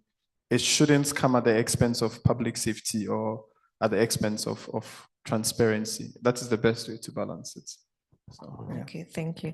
I think if we have in mind that as engineers, the solutions we are presenting are directly affecting human lives, then I think we just need to be minded about that, because when we think about someone in the medical profession, you know that you think they are directly, in touch with human beings. So any mistake they make, it's so direct. But it's the same for engineering solutions. So when we have that, we have that mindset, I think that's the first thing we have to think about in terms of ethical regulations and whatnot.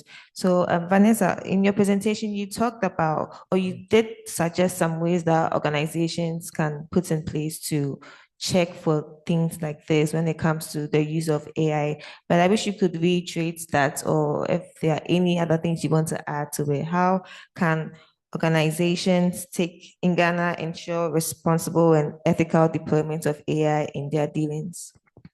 Okay, so first of all, don't use a tool until you understand it. I think that's step one. Like you said, your work directly impacts people's lives, right? And so you should always have that at the forefront of your mind, that if my work is going to be impacting lives, then any type of automation that I'm introducing into my work, I must make sure that I actually understand it before I use it. And so organizations are supposed to invest as well in the automations, because truthfully, AI is not taking anyone's job. It will, however, take the jobs of the people who have learned to use AI. And that's my personal belief. And so, for instance, the engineer that has learned how to use certain tools will churn out work faster or more efficiently, or catch certain errors, depending on how well they know how to use the specific AI tools. And it cuts across all professions. The lawyers that will make the most money are the ones that are learning how to use AI to be able to review a 200-page document in 2 hours, as opposed to you going to work that day and you're using 10 hours to review that document. And so you should look at it from that perspective, right? Now, as you are investing in the tools and training your personnel on it, like I suggested, the audit trails are one of your best ways to ensure that there is some level of accountability. And so you are keeping track of what tools are being used, at what points they are being used. You, the organization, can also set the parts of your workflow that you are okay or you're comfortable with AI being adopted in. All of these things are decisions that sits with the human being, right? And as you're adopting it, maybe you start with one tool and you're seeing that, okay, in this particular organization, about 3 people really know how to use this tool, then you're adding another one. So I think a gradual adoption is probably your best bet, considering how delicate the type of work that you do is. And essentially advocacy. So as you're learning how to do it, you're training other people so that your industry is growing together. You don't want to be the only company that knows how to do this, right? It's a community. That's why you have an institution. You're organizing some of these talks. You're having actual trainings. And so some of the tools that engineers shared, you're having a training program for engineers. Okay, today we are doing this particular AI tool. Come and learn how to use it. You get it. Maybe you want to incorporate it into some form of certification by the institution. So the institution has a certain degree of control over how people are adopting AI into their processes. Because it's still education. It starts with educating yourself on how to use the automations before you get to your outputs. Okay, thank you. Just a follow-up. You also mentioned that sometimes you should just give full disclosure to your clients. But I just want to know, should there be any legally binded way that organizations will let their clients know that, okay, so this assignment you've given us, we just wanted to know that we're using A, B, and C, and maybe this much of information may go out there, so that it's contractually binding, both sign and agree, or just it being a verbal discussion is okay? Definitely not. So I'll give you a practical example. Like I said, I work in the microfinance sector. We are regulated by Bank of Ghana, right? And so everyone that we interact with, we have very strict guidelines surrounding how we operate. We have a marketing team. And so our marketing team takes pictures of people, videos, creates content. We now can create content with AI. And so if I'm going to take a picture of you and I'm going to use AI to create content around the video I've taken of you, the image rights release form you will sign will be very different from the image rights release of someone whose picture I just took, and I'm using that exact picture to do marketing. I literally drafted one like 2 weeks ago. So it's top of mind because we took a video of someone about 3 years ago, and one of our marketing interns came up with a video. We could not believe it. The woman's clothes were changed. The background was when they showed me the original, I thought it was a lie. Mind you, I work with technology every day, but I was so impressed. Right? We had to get her to sign a new image release because the video we took and what we're about to use it for is very different. Right? So you will definitely have to form a sort of disclosure and don't rely on verbal. Yeah, verbal agreements are binding, but if you're a proper company, you're documenting consent because consent is a very big thing. Data and consent go together. Yeah. Thank you so much. Dr. Akon, how can immersive and intelligent systems be designed in a way that can support human expertise? So we're talking about it being a true assistance rather than replacing critical thinking and professionalism in the engineering space. Immersive environments, I think, should be designed as expert support environments. For instance, when it comes to things that has to do with non-destructive testing, monitoring, evaluation, right? These are things that we can use immersive technology, specifically virtual reality, to simulate. Now, for some of the cases I mentioned during my presentation, the Heathrow or all of the plane crashes, building collapsing and all of that, these are things that we can already simulate in a virtual environment. Now, a virtual environment simply gives us a feel of the real world without actually having any physical impact on us, right? So we should start using emerging tools such as that for our simulations. And I think some of the challenges we face will be mitigated. Okay, so the onus still will ultimately lie on the human being to have that sense of responsibility for how they use it. Thank you very much. Please, let's pass the microphone to Engineer Jean-Baptiste. I have a question for him. So in using these assistive tools, in the case where per your expertise and experience, or when you go to site, what you see, you're getting a different perception as compared to what the AI tool is giving you. So now you have opposing views. What then would become your deciding factor? You cannot have opposing views if you are confident in what you know. The AI cannot say the sky is green, all you can see is blue. But because the AI says it's green, so I have to find a way to argue with the AI. No. A typical example is Japan, in the village of Fudai. Their mayor, his name was Kotoku Wamura. So when they were building the flood control walls because of their proximity to the tsunami, when they got to Fudai, he asked that they increase the wall by 5 meters. This was 1998, in the 1990s, thereabouts. So he asked that they increase the wall by 5 meters. Why? We're asking why. We've done the design, this is enough. He says no. In 1933, he saw the damage a tsunami did, and he can remember that the floodwaters rose higher than where the wall is ended, so they should add 5 more meters. He fought tooth and nail, and then they added the 5 meters. He died in 1998. Before he died, he was ridiculed, and 5 meters, the floodwaters haven't come. In 2011, Fudai is one of the only communities that didn't record any casualty. Well, they recorded one when the tsunami hit. And that one was a fisherman who went out of the wall gates to check on his boat. So today, people go to his grave to thank him for building the wall that high. So this is just to say, the design can say it's 10 meters. Like we've done an arbitrary design, you've given it the design parameters and stuff. But you have local experience. That is something the AI model cannot learn. I don't know if I should give this example, but Engineer Kunedu also did something like that one time. So I met Engineer Kunedu somewhere, and somebody brought a report saying that this is what it is at the site. Engineer Kunedu was like, okay, but I've worked around this site, and the values you're giving me are not consistent with the things that I should be getting around that site. And truthfully, they went to site, and Engineer Kunedu was right. So local experience is something you cannot teach a software. You know the way your contractors behave. you know that if I pay advance mobilization, this contractor will run away, he'll come to site. So you would know how to engage that contractor. Local experience cannot be simulated by artificial intelligence. So you go with the human output 10 out of 10 times. Thank you. Something just came to mind. So for Engineer Kunedu, for example, when he started practicing, there was no AI.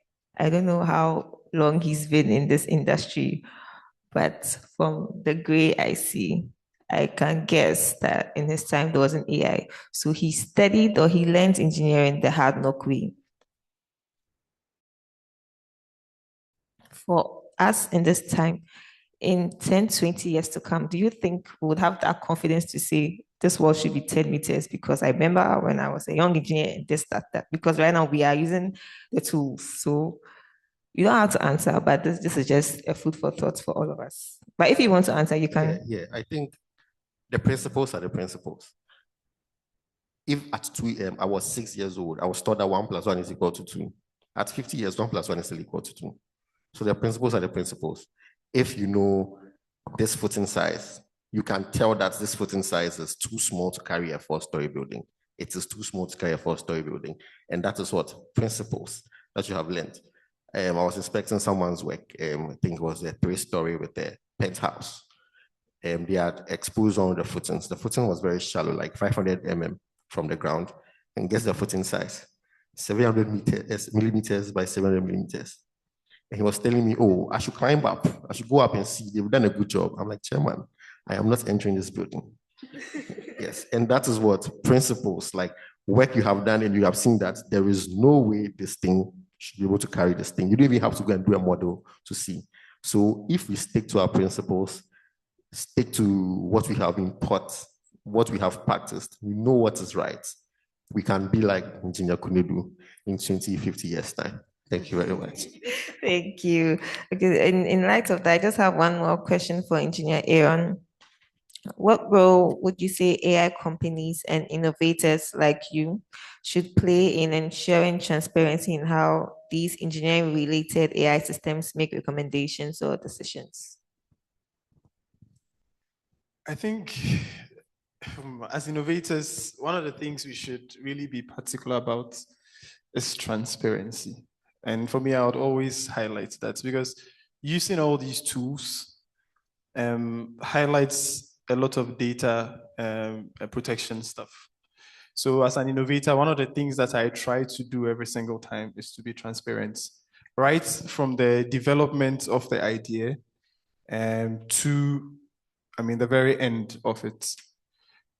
From the beginning, you should be ethical about how you're going about it till the very end. One thing I notice is that people only think of the ethics of things getting to the end of an innovation.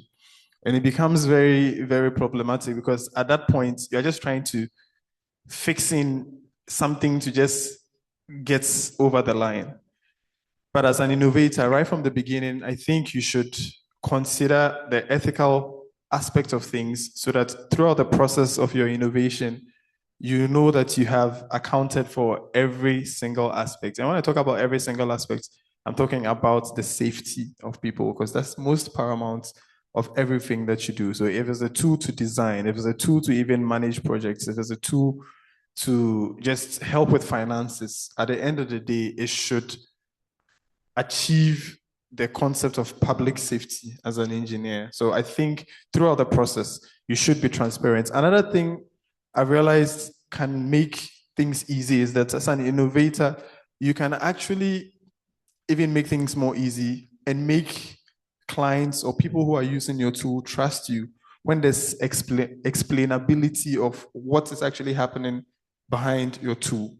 Because if you are really using the models that we are actually using for our designs in the tool and you are able to easily explain it to someone who is using the tool, then it makes them even trust what you are actually doing more.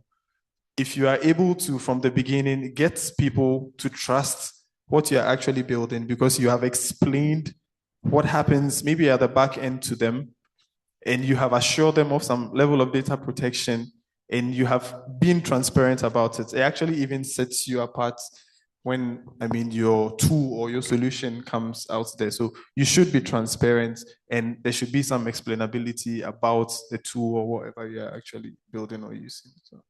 Okay, thank you so much. I have one more question for Vanessa. So you were talking about how laws don't just come up sometimes, like we'll start with a framework or an amendment here and there. And I cannot let us go without talking about this NITA bill that is making the news this week. For the sake of those who have not heard about it, can you just tell us briefly what it is, why people are worried, why is it ruffling so many feathers, and what could it mean for us in the engineering space who use AI-assisted tools? Okay, so first of all, I'm confused as to why people are tying NITA to AI, because they just generate like ICT frameworks. Like they are, if AI were to be regulated, let me put it this way, it won't sit with NITA. So let's start there. They do have a certain authority and a certain capacity in relation to ICT, but that is not who would end up being your regulator. At best, maybe they'll be linked to data frameworks. But from what I've seen so far, the draft data protection bill, that's the revision, most of the authority is going to sit with the data protection authority. However, a lot of the noise around the NITA bill is regulating technology professionals specifically. It's quite, I use this lightly.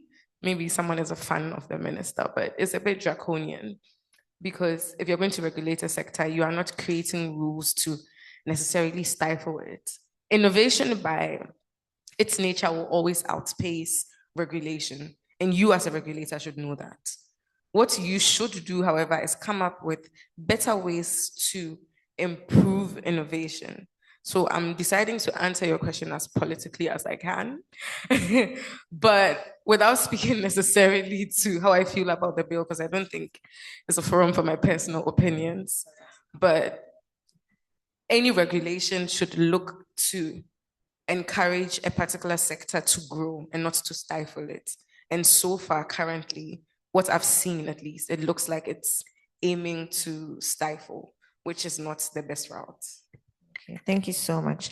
I will end here with my questions. I think I've had the privilege to ask all the questions I want to ask. I'm aware that there are people here in person who have questions, and there are so many hands raised online with questions for our panelists. So we would head straight into that. I don't know if the questions could be projected so that I read from the screen.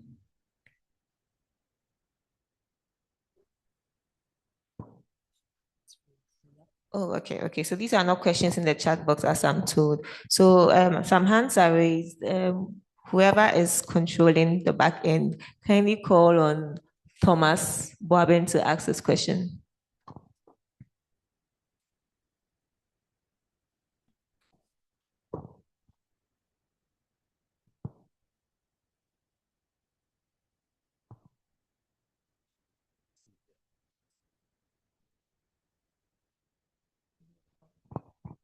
Okay, so while we are gathering the hands that are raised, let me attend to my people live in person who came through the ring.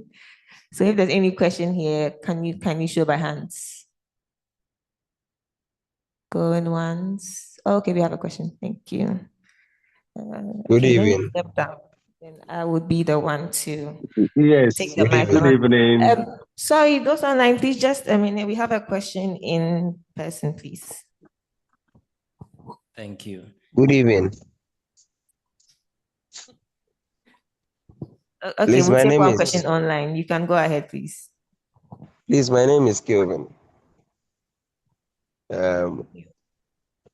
Please, as you started the introduction concerning the AI engineering practice, I got confused due to. So are you trying to say that using those kind of prompts, for instance, I'm giving a design, a work to do concerning design, which is a software aspect. Can I use this same AI tool to also modify or create those kind of artifacts or structures for my particular projects? Engineer Jan, would you like to answer that? You can, but should you? It's more designing whatever structure you're designing your go-to job. Do you do it all the time?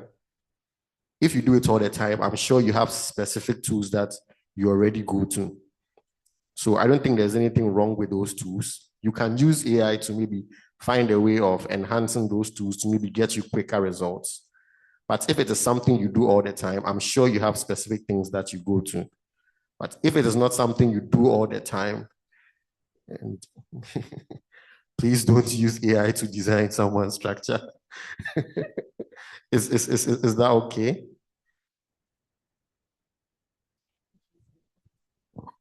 Okay, I hope he's satisfied with that answer. So I'll move to my question in-house. Thank you. I'm Engineer Kevin. My question goes to Vanessa. So I want to know, we are from the law background. Is the law prepared for cases where there be mistakes in the engineering sector with AI? In this regard, for example, if something should happen on the road, the policeman is there and then takes you to court. In the engineering aspect for AI, who does the policing? Yes, we have the engineering council.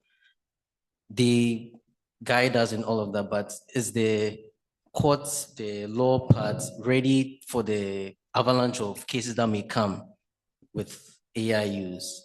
As Gian said, where the next generation is going to be using AI more than we are currently. So if more people are using AI, and I would assume that I would expect that there will be mistakes.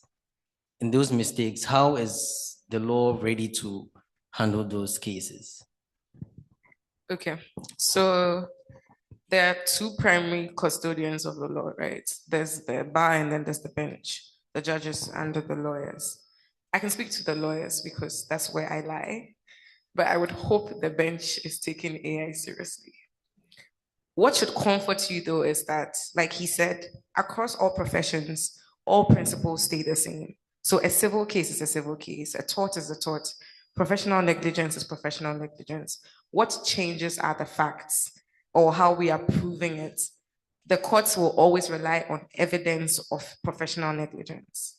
So in February, I actually had a digital rights litigation training as a lawyer, because I can't keep saying I'm a tech lawyer and I'm just doing corporate trainings. So I did like a 3-day training with a certain institute just to learn how to litigate cases that are related to technology mishaps. So those trainings are happening, at least to the best of my knowledge, and people are picking up the specific skills that are required for that. Obviously, you need to understand the technology before you can litigate it. And so that's where the specializing, I guess, sometimes helps, because if I don't understand crypto, I can't help a client whose crypto business is going down. So lawyers are definitely picking up. There are quite a few technology lawyers that I know. The law is preparing itself. The regulations that are coming out are also trying to find a framework for us to operate in. But the law courts will still try these cases the same way we try other cases. If someone dies or if there's a criminal aspect, the law will still apply to you. You've caused death by, there's a difference between manslaughter and murder, right? One is unintentional. And so we can definitely pin manslaughter on you through your use of technology. You get what I mean? So the core principles will stay the same. It's just how we are proving it and the type of evidence we are adducing to court. That's what will probably change. Okay, thank you. That's fine. Okay.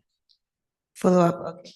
Okay. So it's so not to you, it's to so with the new generation, I'm speaking towards the youth in engineering, new people that are coming using AI. As Jan said, as the weak, the strong, that analogy. If more people are coming and are using AI loosely, how are we guarding ourselves towards that way? We are training them. In your case, Jan's case, he's training his interns the strict way, letting them get the principles before they deploy them to the AI tools. But generally, they're looking at the Ghana landscape. How are we preparing and building people for that? Who is it to? All right. So, on the one hand, yes, there's need for us to verify, to contextualize, to challenge, and to gain accountability. But a practical approach, I would say, is this. Because we are adapting tools that have not been developed by us, we are consumers of these tools. They were developed in a different context, different environment, with different infrastructure and all of that, and we are only adopting it. We should, as much as possible, try to fine-tune these tools to suit our own context. You don't just pick a tool and adopt it blindly without knowing for which context it was developed for. Now, because there's room for us to fine-tune the AI models, we should now feed it with evidence-based approaches that hold in Ghana or in whichever country we are applying it to. For instance, let's speak our soil. What holds there for a developed country with a lot of snow and all of that would not apply here. So there's need for us to now start fine-tuning our models to understand our local context and our local environment. Thank you very much for that response. For those online, Kelvin, Inimbwedu, you've had your hand raised, so you can kindly ask your question now. Please, my question was concerning the AI prompt. I was trying to say that I'm an engineer, mechanical engineer, dealing with SolidWorks. And you brought up a point that... Sorry to catch you by it. That means we've already addressed your question. Unless you have a But follow-up. he didn't clarify it all. Okay. Then you can ask the question again, then he sees where he failed to satisfy your... My question was that since you were saying AI generating prompts, AI assisting also most of the engineering stuff, I was talking about the software aspect, talking about the SolidWorks, the MATLAB, which normally we use for some of our designs.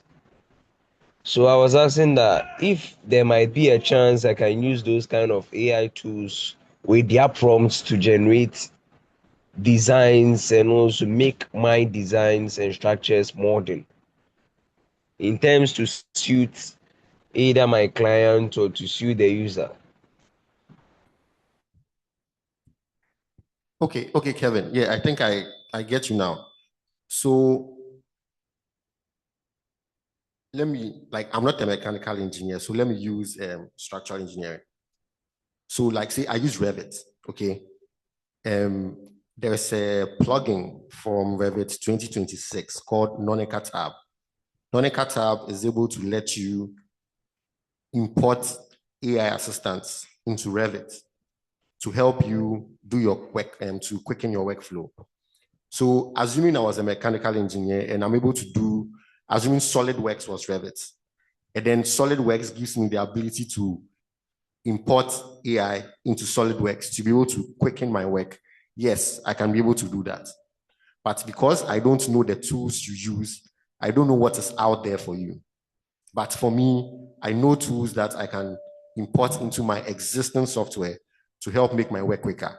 So probably we can both explore to see the tools you use, see if they have AI integration models, see if maybe the newer versions of those tools already come with AI integration, like Revit 27 already comes with AI integration. So you don't need a plugin to use AI in Revit 2027. Are you clearer now?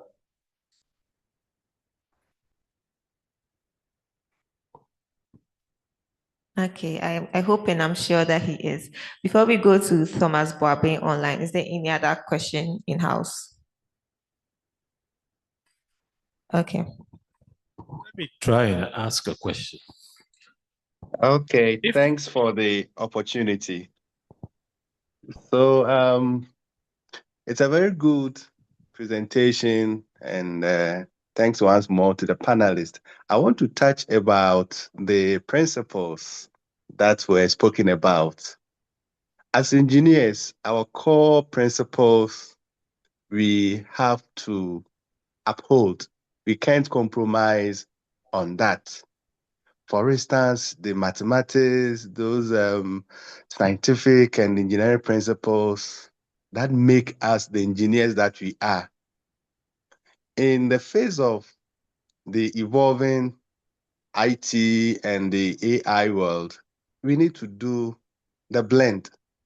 But like I strongly support that we do not have to neglect our principles. For instance, if I'm doing structural design calculations, even if I do it manual, in this day and age, I will still have to type it in Microsoft Word, present my results before I can present it to the client. This tells me that the principles of doing the design itself cannot be taken over by the AI. The design software programs can do that, but we need to understand what it is that is going in there. So I believe our students should still be learning these hand calculations before they can transfer them to the software programs. But when it comes to drawing, one of the panelists said that this day and age, we need not to be carrying drawing boards around. I think I will agree with that. And all over the world, some universities have ditched that idea of students carrying drawing boards. What I strongly believe is that our students should be doing freehand sketches. And even if they are going to do that from level 100 to level 400, I will go for that. Because at job sites, that's what we do. If you have to explain something to colleagues sometimes at boardrooms, at meeting rooms, if we have to explain something, we use sketches as it is. Drawings are our language. And so I believe that it is time we ditch drawing boards. We should rather be teaching our students right away how to use the software programs. And at the same time, we should let them go with the freehand sketches that we use at site. And I believe that will be a way that will help our students to come up to technology and at the same time understanding the principles. Not forgetting that when calculators were first introduced in schools, there were a lot of demonstrations. So we should do what we can do to change the face of our curriculum and how engineers are being trained. I believe GHIA has some reps on some of these university boards, governing councils, so we can make a difference. We can make some suggestions as to how they should train our young engineers for the future. Thank you. Thank you very much. I want to ask the lawyer a question. You see, I've been noticing something. If you look at the code of ethics of the GHI, it says you should stick to the area in which you are competent. That one, we are all advised to do that. But what I have noticed in recent times, actually, I do review reports and things at times. So I've noticed that because people have access to certain tools, it expands their knowledge small and they are able to creep into other areas. Well, there are times you read a report, you know the person who's written this report, you know this is not his specialization area, but he has the stamp. And actually, we are not regulated based on specializations as such. It's very general classifications. I have a civil engineering stamp. He has a civil engineering stamp, but there are several specialty areas within it. So you see somebody who maybe is a structural engineer, but because of the friendliness of ChatGPT and those kind of things, he can stray into certain areas, do some kind of prompts, then he generates reports, and then he stamps it. And I'm sure he gets paid for it. Otherwise, he wouldn't stamp, you see. So at times, I'm a bit challenged ethically as to whether I should take this individual or I should even report him to we have an ethics and professional practice committee. But you know, we are all brothers. You can't be turning your brother in like that. Small no coffee, we all go chop.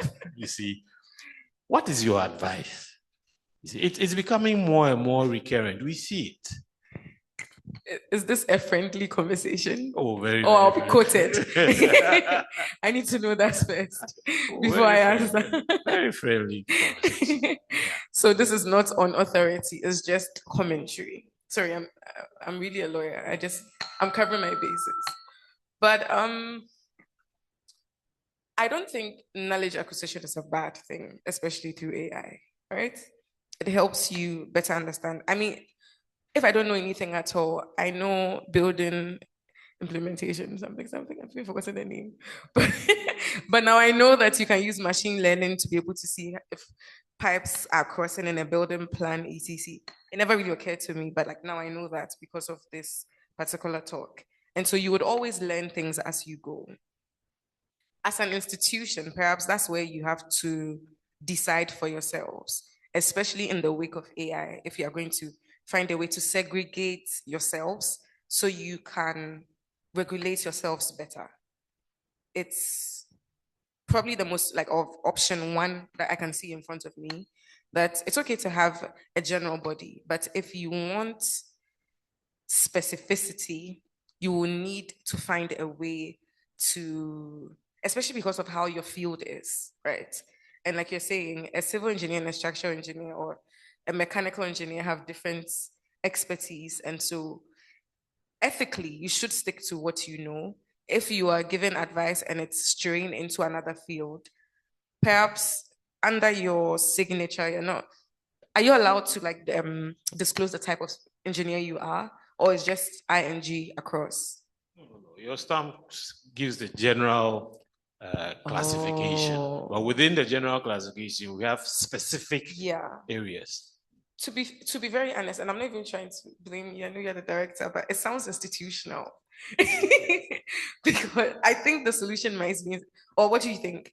Because if you have a way to differentiate between yourselves, then you know who to go for what report from. Because immediately you create that division. And so certain people can't stray. Even if you are straying, your stamp is showing that this is your expertise. And so you are not, I can't write a prescription. Or in law, for instance, right? Before you become a company secretary, especially in a regulated institution, the regulator has to approve you. If I'm signing something as a company secretary, I'm writing for company secretary. Any lawyer who picks up that document knows I'm not a company secretary. I'm a lawyer though, and I'm playing the role of a company secretary, but I haven't been approved. That's a clear declaration of the extent of my, I guess, expertise. It's a bit of a long-winded analogy, but just to explain it. So I think perhaps the institution can decide to look into that, especially because now AI is allowing people to stray into fields that they are not necessarily competent in, just to ensure a certain degree of standardization and trust that for a mechanical engineering project, this person is specialized in that. For this person is specialized in that to create a control. But as to stopping them as it is now, I don't think you can.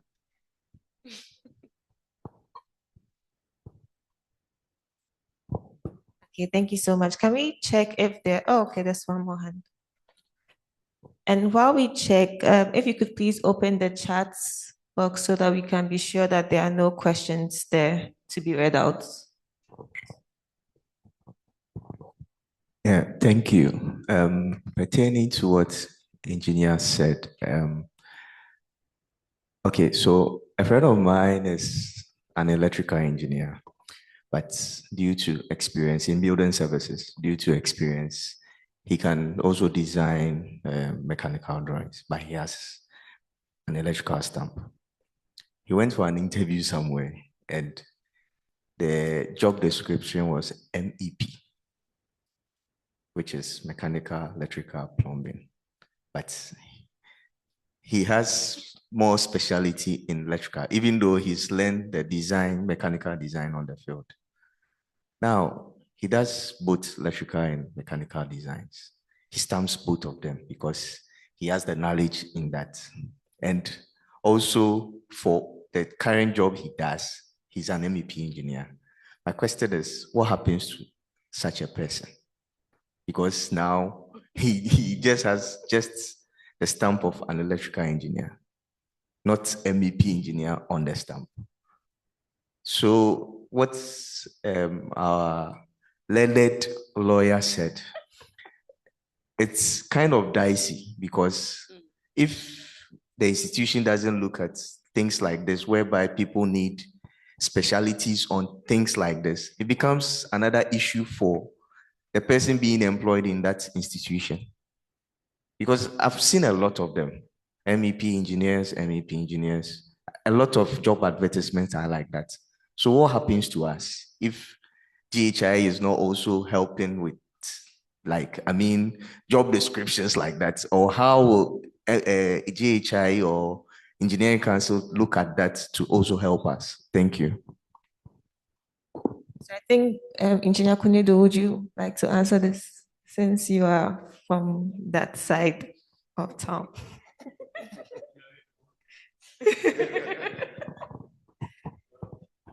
This one is slightly different. You see, the term MEP lumps a certain group of engineers together. You could be a mechanical engineer, you could be an electrical engineer, or you could be a highly skilled plumber.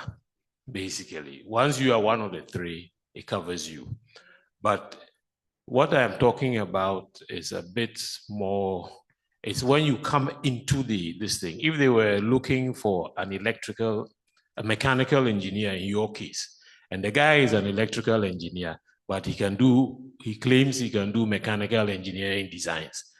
That's where the issue is. Such that if a mechanical engineering design has to be stamped, he cannot stamp it with his electrical.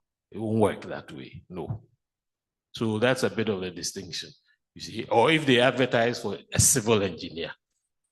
In this institution, we have a division called civil engineering, and we have 6 sub-divisional groups. Any of the people could fall into civil engineer.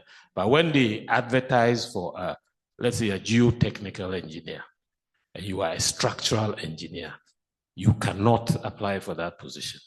You see, so it's a bit different, but like you're saying, a bit more education has to go on and clarity. And when people are looking for people to work with, they must clearly specify what they are looking for, and it makes it a. But the danger is when you are electrical, and because of your access to maybe this guy's AI tool, you think you can then be playing around civil engineering structures, you could pose a problem for us. But I would like you to give a better distinction for us, because some of the questioners were mentioning software. We are talking about AI tools. I think maybe if you could clarify the thing a bit more for us. Software and AI, are they necessarily the same? I mean, I think before in the previous ones, I did mention that we have standalone like AI tools, and a standalone AI tool, for example, is like ChatGPT, Claude. But then we have custom AIs as well. So for example, Microsoft's Word, but then you can put in like ChatGPT. That means it's a custom AI because it has in its inclusion the standalone AI tool as well. So when we talk about like the AI tools, it's basically the standalone ones, but there are softwares where these tools have been put in there, and then they become like custom tools or custom like softwares. And I think that's where the distinction or the confusion usually comes in for people. So just like Batista was talking about with Revit, now there are plugins where they've put in that AI thing already. So you can just directly, you don't have to get out of the software to actually go use the standalone AI tool and then come back into the software. You get it. So I feel like people have a lot of confusion there, and it's very, very normal. But most standalone tools are different from the custom ones. Most custom ones have the standalones embedded in them. So, yeah. Okay, Engineer John, would you want to add to it? Okay, perfect. Thank you. So there's a question online. How best can we mitigate AI or automation system failures as engineers in our day-to-day workflow? Engineer John, if you could just reiterate what we discussed about this. So again, the responsible charge. You have to have direct control over the tool, and you have to have personal accountability for the tool. Whatever it gives you, you have to check again. If you are not sure, there are senior colleagues, I'm sure in your office or in your space, that you can let check for you. So it's check. Use. Be sure of what you are getting. If maybe you are designing a beam with the tool, probably do the manual calculation, see what you are expecting the output to look like. Run it into the AI tool, see if you're getting something similar. If it is, check your results, check your workflows, see if everything is working as it should. And then, yeah, it works. Okay, thank you. Is there any other question online in-house? Okay, whilst we are checking that, I just want to let everyone know that this session was recorded, so it will be made available to all who would like to go back, especially to look at the presentations that were made. Okay, so question here. Okay, and before I read the next question, just a reminder that kindly register online. For those in-house, scan the QR code. For those on Zoom, there's a link made available. Kindly click that link and register. Okay, next question. As engineers increasingly relying on AI-driven predictive analytics for project design and site management, how do we contractually apportion liability when an AI-generated design governed by an algorithm results in a breach of the professional standard of care? And how should this be addressed within the current framework of FIDIC or similar standard construction contracts? Vanessa, this one is yours. Yes, it is. Because my first thought was FIDIC contracts. I'm not too sure I'm familiar with that. I know what they are. But as we explained earlier, liability will always remain with the human, right? And so that's the aspect to which, looking at the question, I can speak to. So the fact that you are employing an AI tool does not mean that your liability will be outsourced. One interesting factor that may come up is when, like I said, the company itself, the software itself has a glitch, or the error can be attributed to the software and not you. But in most cases, at least from what we've seen, hardly ever would the person involved be let go. The liability is just ends up being joint or shared, because most of the time there will be a portion where you failed to do something as the human operator, right? Or you didn't do something, like you said, up to your professional standards. So if you're using a tool and you don't really know how to use the tool, and you end up generating whatever work it is, and then stamping it and letting it go out without cross-checking. And maybe there was a glitch as well, and now that has led to some form of structural failure.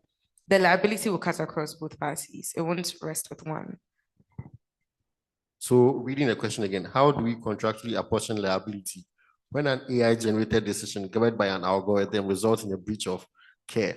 Okay, so the first scenario that comes to my mind is, assuming you do climate modeling, and then maybe for the next 5 years, climate modeling is predictive. We don't know what's going to happen in the future. So if we all agree that, okay, we are going with the AI's model, so whatever it tells us, we take for facts because we can't see into the future. And then it predicts the model. We do the checks, it kind of makes sense. You can see temperatures rising, this, that, and it makes sense. And then in that 5 years, it tells us that build a retaining wall, which is 3 meters, and the sea will not get past it. And then for some whatever reason, we build the 3 meter high retaining wall. In 3 years' time, the sea goes past it and then kills people. I don't think it's our fault, because one, we can't see the future. Based on mathematics and predictive modeling, we were able to make a collective decision that 3 meters is enough for the next 5 years. But again, they are acts of God, force majeure, things happen. So for this, I think it's one of those things we hit our chest, still dish and move on. and try and be better next time. Okay, so there was a second part of the question that was asking how FIDIC contract laws and books make room for things like this when you have mistakes due to AI prompts and automation tools. I don't think the latest revision of the FIDIC book was 2017, right? The latest revision was in 2017. I don't think by then AI was, I don't know if there's a new book that has a new clause concerning AI regulations and AI liabilities. I don't know that for a fact. But currently, there isn't anything like designed with AI, and if there's a mistake, liability goes to somebody. Yeah, I've not seen that clause yet. So until then, as Vanessa said, it's a shared blame. Okay, next question. What are the ethical considerations when using conversational AI for legal, Vanessa, or contractual drafting in construction law? In what ways can conversational AI assist in the ADR process, such as analyzing arbitration precedents or summarizing case files? So first of all, why aren't you hiring a lawyer? It's not, you are the one making AI take our jobs, to be very honest. If you are relying on AI to review your contracts, that's actually my answer. Because the same way people are coming to you for professional work and professional advice, go to the other professional and let them, if they want to use AI into their practice, that's fine. But go to the person who is specialized in that field for the assistance that you require. But you, as an engineer, shouldn't be concerning yourself with legal implications. Okay. I'm not too sure if we have any more questions, but time is fast spent. It's a very, sorry.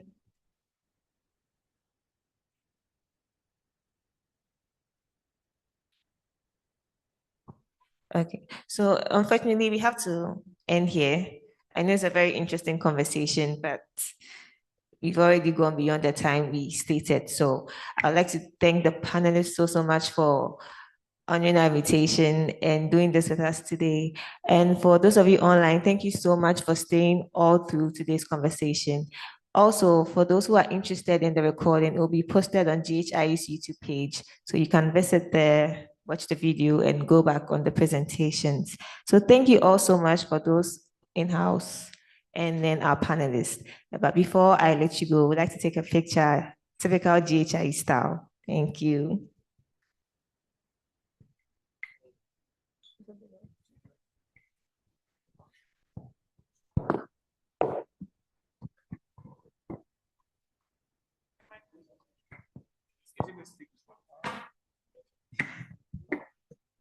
Okay, those online, please don't go yet. We also take our picture.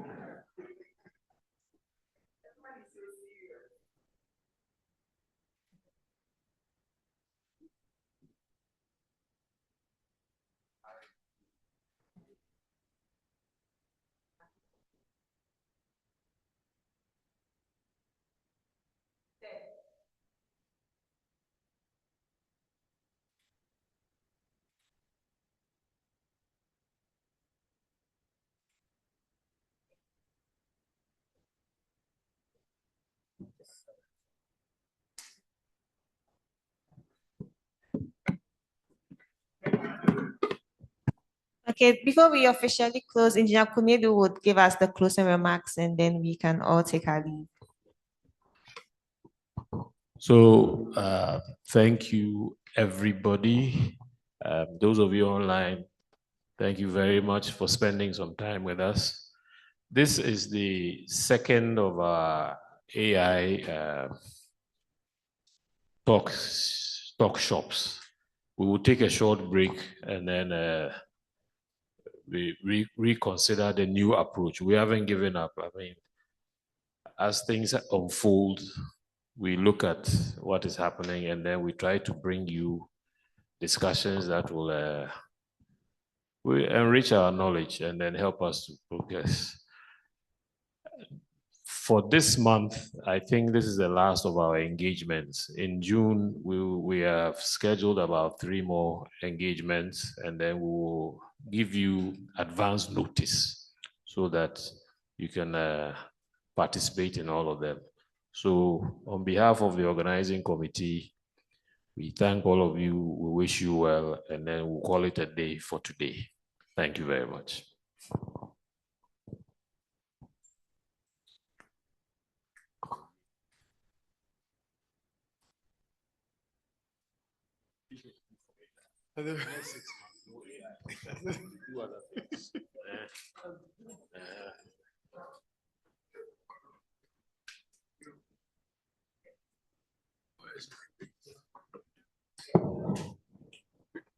Those online, you can kindly log off. We have closed. Thank you.